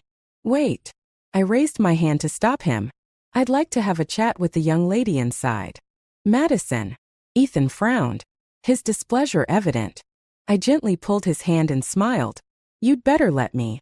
Otherwise, I won't hesitate to shout homewrecker. Right here on the street. I am a disabled person. Over the years, I've grown used to the same kinds of looks. They no longer bother me. The only ones who should feel ashamed are people like you." Ethan's frown deepened, but it was clear he cared about the woman inside. The next second, he pushed my wheelchair into the restaurant. "Ethan, is this your wife?" The woman inside seemed to know about me already. She rested her head on one hand, smiling at me. "Hi, I'm Sienna Lynn, Ethan's first love." She was just like the others, pretending to be kind, yet brimming with malice. "Ethan, why don't you and your cousin take a seat nearby? I'd like to have a word with Miss Madison," she said with an air of authority. With just a few words, she had taken control of the situation. Ethan hesitated, but eventually, he led Rain to a table not far from us, his worried eyes fixed on me. Sienna casually stirred her coffee, her tone light and conversational. "Miss Madison, you know, if it weren't for you, I would have been the one to marry Ethan." "I didn't know," I replied honestly. "I've never seen you in his circle. I didn't even know he had a first love." She raised her head, her gaze tinged with resentment. "We were in a secret relationship. My family always believed his family wouldn't approve. Only Ethan's mother silently supported us. We dated in secret for 2 years. Before the accident, we were already preparing to tell our families. But you ruined it. So that's why Rain hated me so much when she found out I was marrying Ethan. But how could it be my fault? I had asked him more than once if he had a girlfriend, and he chose to hide the truth. After the earthquake, he made the decision to marry me himself." Sienna seemed to read my thoughts and let out a soft laugh. "Are you curious why he insisted on marrying you?" I looked up at her, a sinking feeling in my gut. Something told me I wouldn't like the answer. "Because he found your diary." Her words hit me like a bolt of lightning. "Your diary, where you confessed your crush on him for years. He didn't find it sooner. Didn't find it later. No. He found it right after you lost your legs and fell unconscious. And not just him. His mother saw it too." My mind went blank. "So, he had seen my diary," Sienna continued, her voice dripping with bitterness. "Ethan was originally going to pretend he hadn't seen it, but his mother got to it first. The elders meant well. They've watched you grow up, and the Carter and Madison families have been friends for years. So, that day, Ethan's mother asked him, 'Do you love Madison?' Ethan thought, if both sides had feelings for each other, why not? But he misunderstood their concern as pressure, and under what he believed to be that pressure, he gave me up and married you. I felt like a fool, remembering how I had bared my heart to him in excitement after learning he wanted to marry me. It had been nothing more than a joke. He could divorce me now, I said quietly. But he hasn't. That's what I don't understand." Sienna's lips curved into a mocking smile. "Because you're useful to him." Ethan is at a critical stage in his career.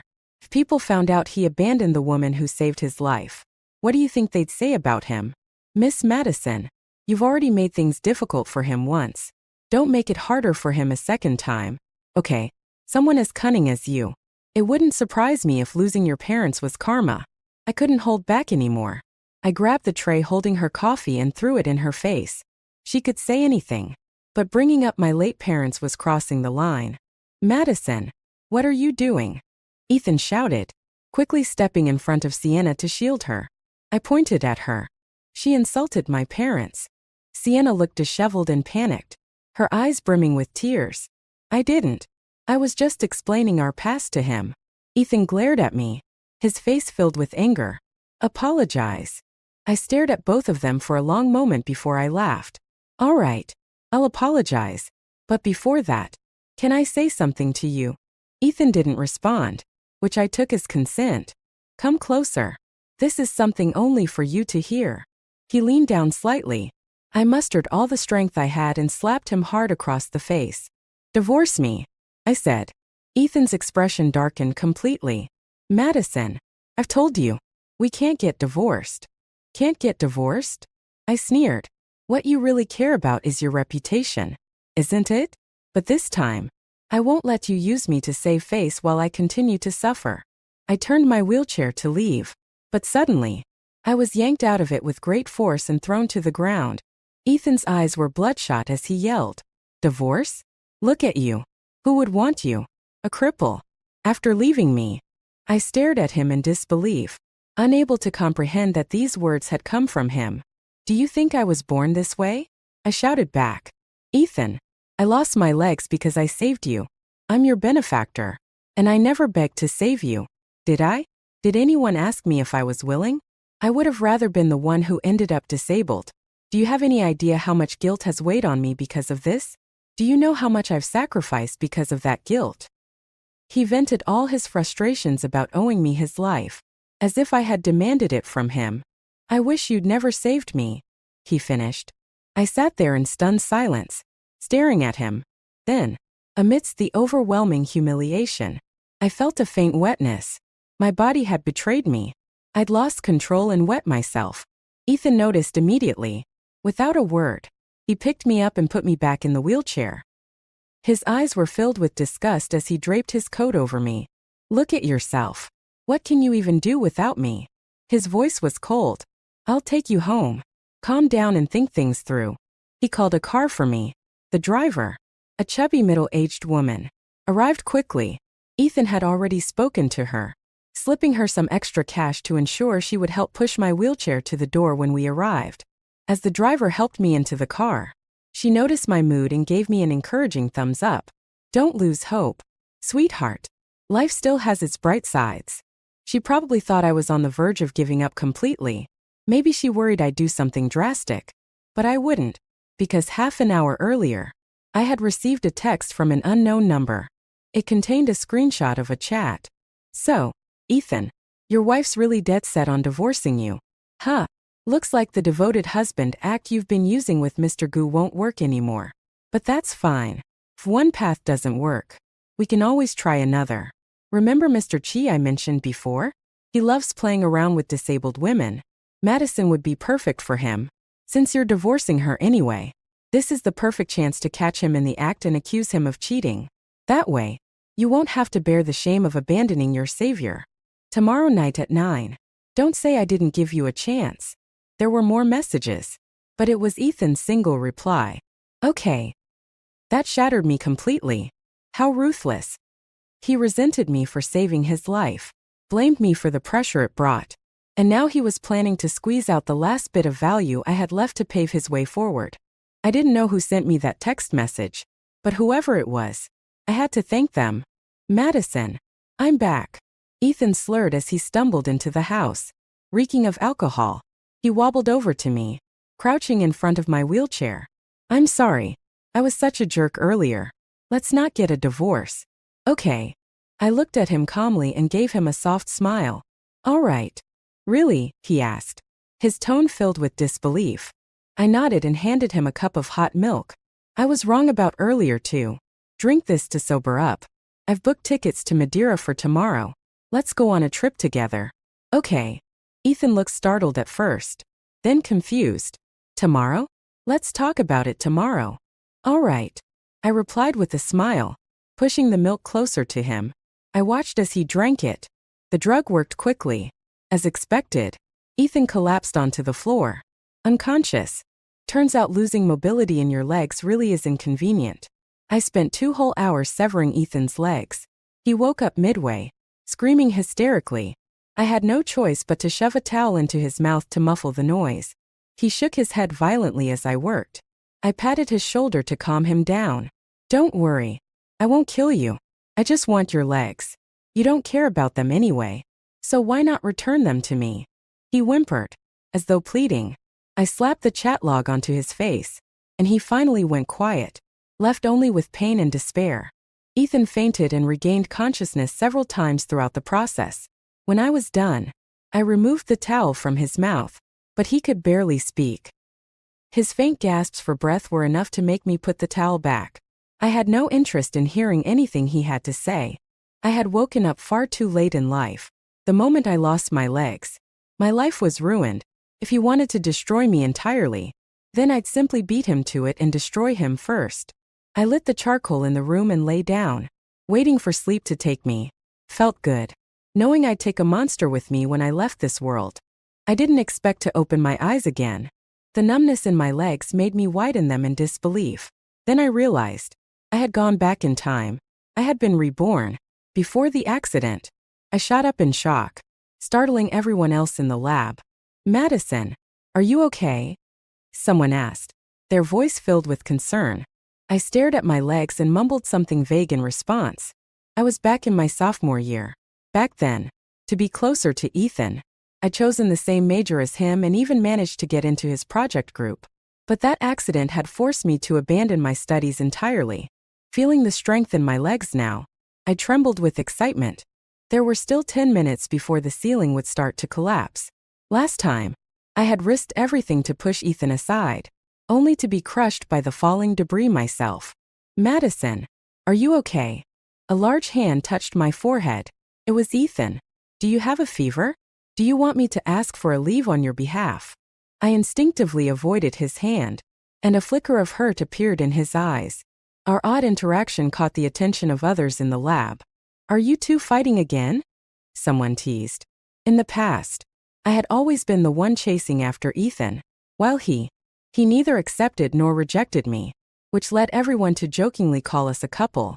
He has a girlfriend. I have nothing to do with him. I quickly denied, feeling repulsed at the mere thought of being tied to Ethan in this lifetime. Seeing my swift rejection, coupled with my mention of his secret girlfriend, Ethan froze slightly, lowering his voice. He asked, Madison, is there some kind of misunderstanding between us? I looked at him and suddenly realized the crux of the strange dynamic between us. At this moment, Ethan already had a girlfriend, yet he still acted ambiguously toward me. Even after I pointed it out, he refused to admit it. He wanted the thrill of a forbidden relationship, but didn't want to give up the benefits of my affection. So this was who I'd once liked. A selfish and deceitful man from the start. A sudden exclamation snapped me out of my thoughts. The ceiling began to collapse, just as it had in my previous life. Ethan stood directly beneath the falling debris, while I was only near the edge of the danger zone.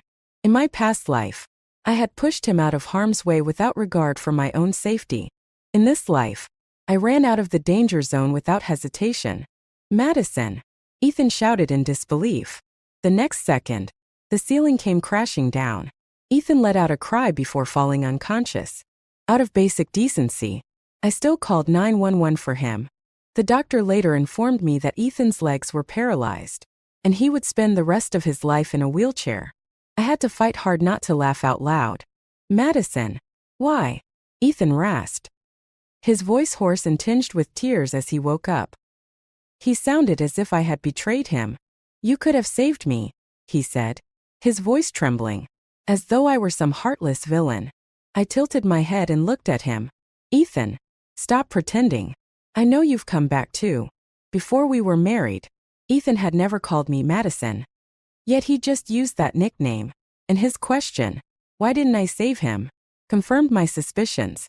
Ethan's face turned crimson as his secret was exposed. He had hoped to seize the moral high ground and guilt me, but I wasn't falling for it. I moved closer to him, gently patting his paralyzed legs. Ethan, your legs are gone. Do you remember what you said to me in our previous life? That it was you who begged me to save you. Did anyone ask if I was willing? You said you'd rather lose your own legs. I smiled at him. Well, congratulations. You've gotten your wish. Now you don't have to feel guilty about me anymore. You've only lost your legs. But at least now you're free of any unnecessary obligations. Ethan sat there stunned, his expression cycling through a kaleidoscope of emotions. Madison, why didn't I realize earlier that you're insane? He spat, trying to salvage his pride. Can't you tell the difference between something said in anger and what's real? His words mirrored what he'd said in the previous life, how he didn't need saving. Back then, he'd blamed me for saving him. Now, he blamed me for not saving him. My anger boiled over, and I slapped him hard across the face. You know I'm crazy, yet you still dare to talk back to me? Do you want me to take another leg while I'm at it? Hearing this, Ethan flinched violently. The series of events must have reminded him of how he'd met his tragic end in our past life. I must have been out of my mind, he muttered. I've always hated women like you, at least in this life. I don't have to be forcibly tied to you. He was grasping at straws, trying to maintain some semblance of dignity. 10 minutes later, Mrs. Carter arrived in a panic. Mr. Carter was out of town on business and couldn't return, leaving her to bear this devastating news alone. Auntie, don't be too upset, I said with a gentle smile. At least he's still alive, and living is what matters most. I offered Aunt Carter a token of comfort. In my past life, she hadn't been particularly bad to me, but she wasn't especially good either. Before I married Ethan, she genuinely treated me like a daughter. After the wedding, she did feel sorry for me at times, but that pity couldn't withstand the passage of time or the weight of her son's repeated sighs. So, when Ethan's cousin humiliated me, she chose to turn a blind eye. Madison, watch your tone, Ethan said, clearly anxious. He didn't want his mother to worry, but in his current state, he couldn't even turn over by himself. Madison, my husband and I are busy. Thank you for taking care of Ethan. Aunt Carter sobbed as she held my hand. I know you've always cared about him. With things as they are now, her words trailed off into tears. I understood her meaning. She was worried that Ethan would be unwanted, just like she worried about me back then. I replied without hesitation. Auntie, I've always seen Ethan as an older brother. Besides, Ethan already has a girlfriend. Aunt Carter turned to Ethan, stunned. Is that true? Ethan. Ethan pressed his lips together tightly, clearly not wanting to reveal the truth so soon. But my statement had forced his hand. I helpfully added, I've already notified her. She's on her way. I don't want to come between anyone's relationship, and I hope you'll understand. Just as I finished speaking, Sienna Lynn, dressed in white, peered at the door. Her reaction mirrored Aunt Carter's. Shock, followed by tears. Aunt Carter had met Sienna before and hadn't liked her. Sienna's family situation, 2 older sisters and a younger brother, made her unsuitable in Aunt Carter's eyes as a match for Ethan. However, given the current circumstances, Aunt Carter couldn't say much and excused herself to buy food. Sienna's tear-streaked face, coupled with her fragile demeanor, evoked pity, yet Ethan avoided her gaze entirely. Madison, you shouldn't have called her here, he said, his voice laced with frustration. In my condition, how could I? He stopped mid-sentence as a faint yellow stain spread across the bedsheet. Sienna instinctively stepped back, her expression betraying a flicker of disgust. Ethan noticed, and his self-esteem took another hit. Madison, he pleaded. His eyes filled with desperation as he looked at me. I remained unmoved. What? Don't tell me you're expecting me to handle this. Your girlfriend is here. Wouldn't it be more appropriate for her to help? Turning to Sienna, I said with a polite smile, Miss Lynn, I've heard a little about your love story. Such deep love must mean you're committed for life. If that's the case, you should start learning how to take care of someone with a disability. Under the pressure of my moral judgment, Sienna reluctantly helped Ethan up, struggling to support him. The bathroom door slammed shut behind them, but not before I caught a glimpse of the resentment in her eyes. I smiled. Back then, I had been the one to suffer misfortune.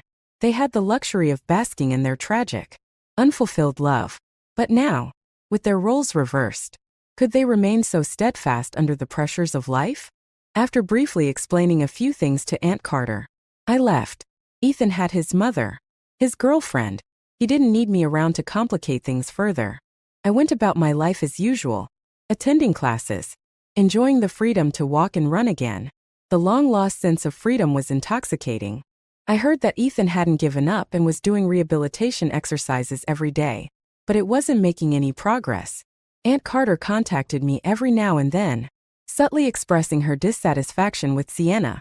It was clear she didn't believe Sienna could take care of Ethan the way I had. Ethan also tried to reach me, but I had blocked all his contact information.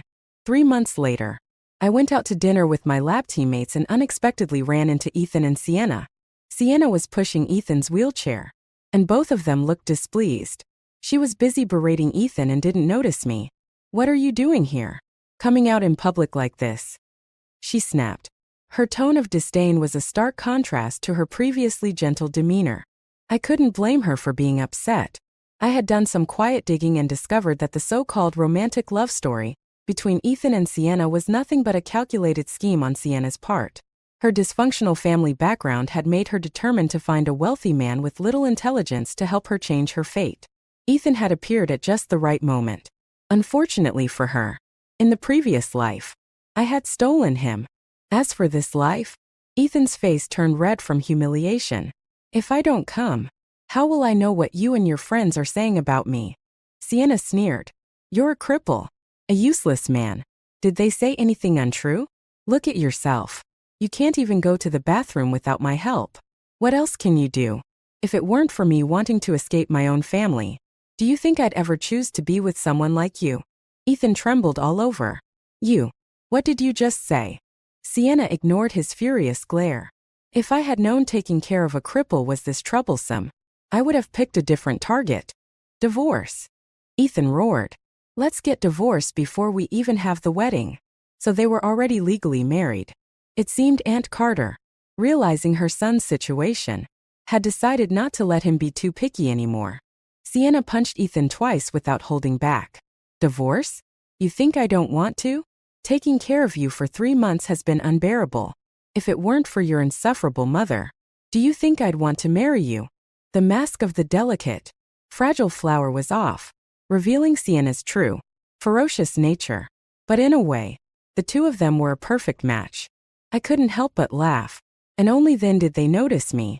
Sienna, eager to rid herself of Ethan, immediately turned to me. "Perfect timing.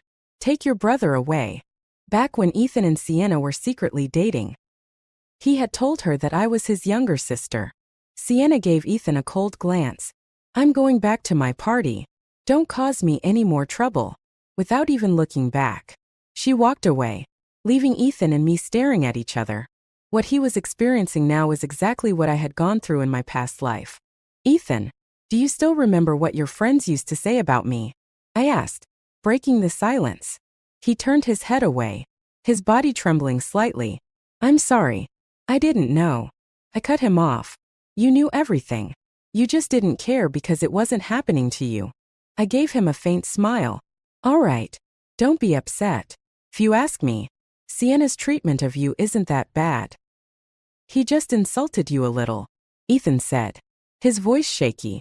"At least I didn't send you to some old pervert with special preferences." "Right." I had meant to comfort him with a touch of sarcasm, but his face grew paler with every word I said. "No, Madison, let me explain. I never intended to really hurt you. I planned everything. There was incense in the room that would knock him out before he could touch you. The next day, I just pretend." He was rambling, trying to justify himself, until my cold, piercing gaze silenced him.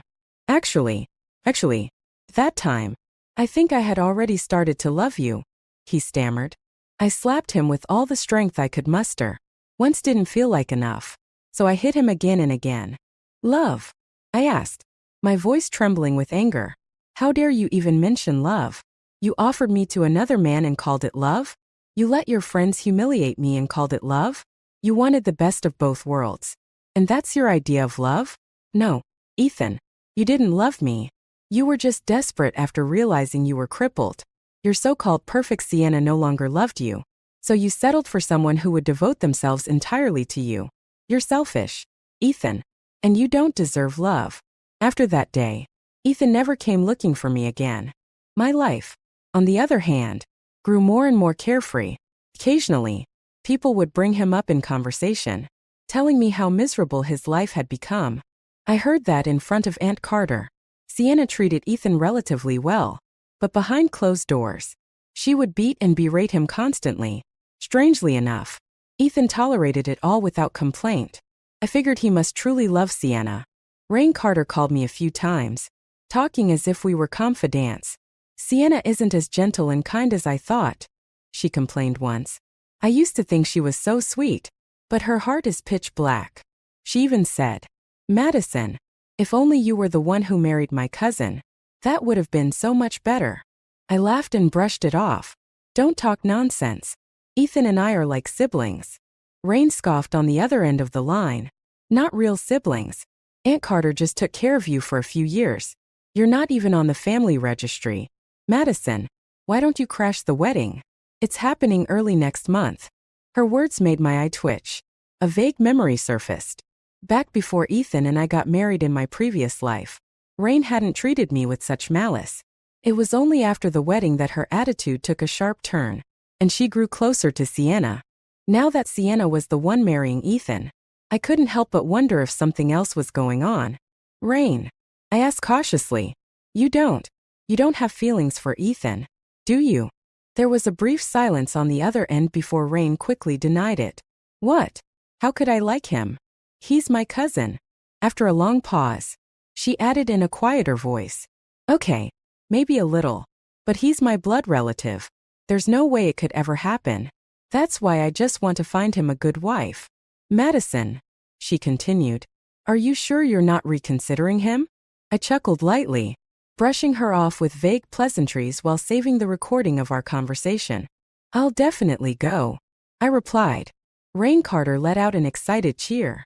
A month later, I showed up at the wedding. When I arrived at the venue, Ethan was being wheeled out by Sienna to greet the guests. Ethan, clearly embarrassed, gritted his teeth. Did you really have to drag me out here? Sienna smacked the back of his head. Say one more word, and I'll tear your mouth apart. I hadn't expected their relationship to deteriorate so badly. That they were even getting married was thanks to Aunt Carter's deliberate efforts to make Sienna suffer. When Ethan was healthy, Aunt Carter would never have allowed someone from Sienna's family background to get close to her son. But now that Ethan was disabled, families of equal status naturally didn't want to marry their daughters to him. Aunt Carter's original plan had been for me to marry Ethan. However, a few months ago, Ethan had stubbornly insisted on being with Sienna, leaving Aunt Carter too humiliated to ask me to step in. Instead, she offered Sienna's family $30,000 as a one-time payment to buy her for Ethan. Sienna's family happily handed over her household registration once they received the money. First, Sienna went along with caring for Ethan for the sake of the money, but after being tricked into marriage, she realized she had been cut off, with Aunt Carter refusing to give her a single cent more. Divorce wasn't an option either.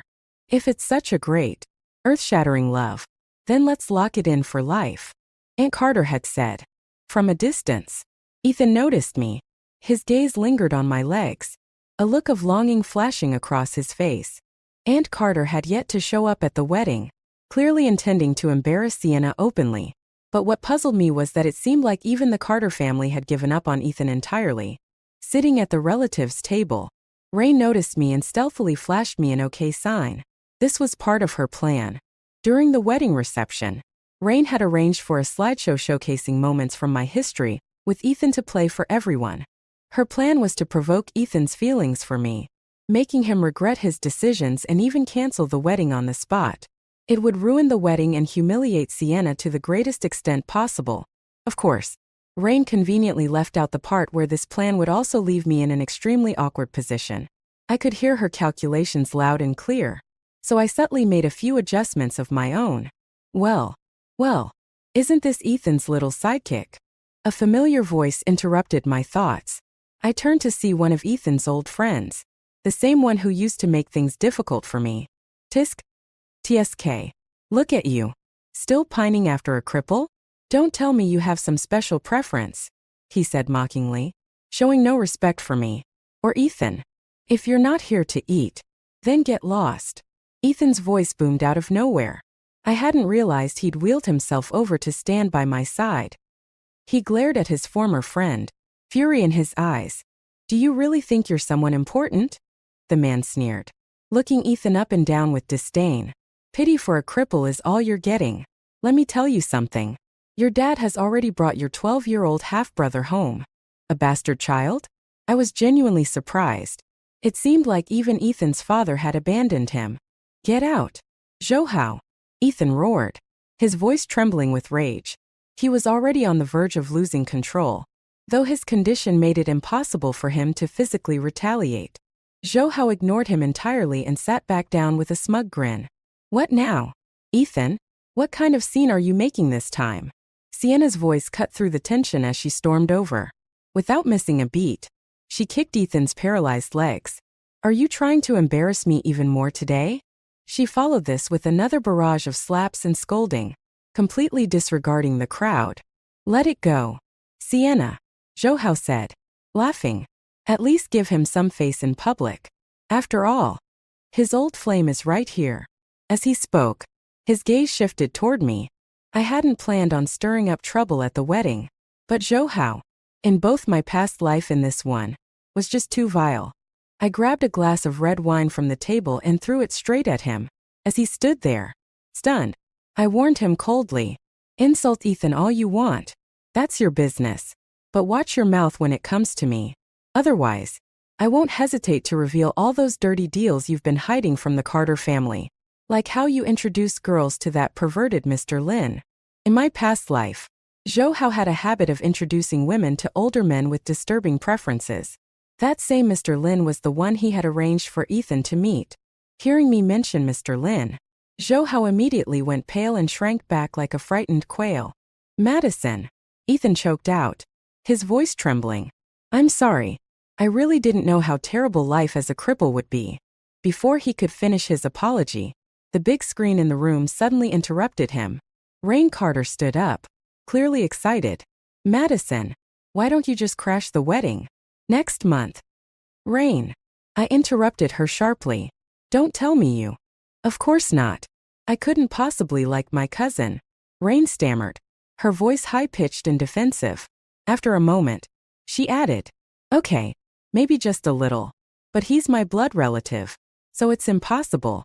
That's why I just want to find him a good wife. Rain's and my voices were broadcasted loud and clear across the venue through the speakers. The wedding, which was already chaotic, descended into complete pandemonium. Rain screamed at the staff to turn off the screen, but before they could, Sienna rushed at her and began hitting her. Sienna's curses and accusations rang out loudly, and even with several people trying to hold her back, no one could stop her. I couldn't help but marvel at the irony. Sienna had grown up in a rural, male-preferential family. How could she ever have been mistaken for a delicate, innocent flower? Remembering her composed and serene demeanor during our earlier conversation at the restaurant, I found the contrast almost laughable. Taking advantage of the chaos, I quietly left the venue. Behind me, Ethan's voice called out to me repeatedly. What happened afterward? I only learned through others. Rain's inappropriate feelings for Ethan were exposed, leading to a massive family argument between her parents and Ethan's father. They were convinced Ethan had crossed some boundary, prompting Rain's misguided affection. Already disappointed in Ethan, Mr. Carter completely gave up on him. Even Aunt Carter reluctantly abandoned him. It was easier for them to focus on raising Ethan's half-brother, whose mother had passed away years ago. They reasoned it wasn't too late to develop a bond with the boy and groom him as their heir. As for Sienna, her reputation was in tatters. Her public outbursts earned her the nickname the Shrew, and she found herself on the verge of being ostracized. She wanted a divorce, but the Carter family wouldn't let her go. They blamed her for Ethan's downfall, insisting that if she hadn't bewitched him, he and I would have ended up together. In their eyes, with my feelings for Ethan, I would never have hesitated to save him in that accident. They believed that if I had lost my legs instead, Ethan would have married me out of gratitude, a move that would have garnered public sympathy for the family. Their selfish logic left me utterly disgusted.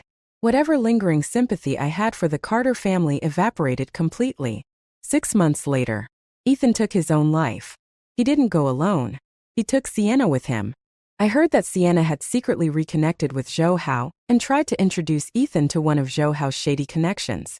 When Ethan woke up and realized what had happened, he lost his mind entirely. He alternated between crying about his own foolishness and cursing Sienna, declaring she deserved a horrible death. In the end, he hired someone to replace Sienna's usual vitamins with sleeping pills.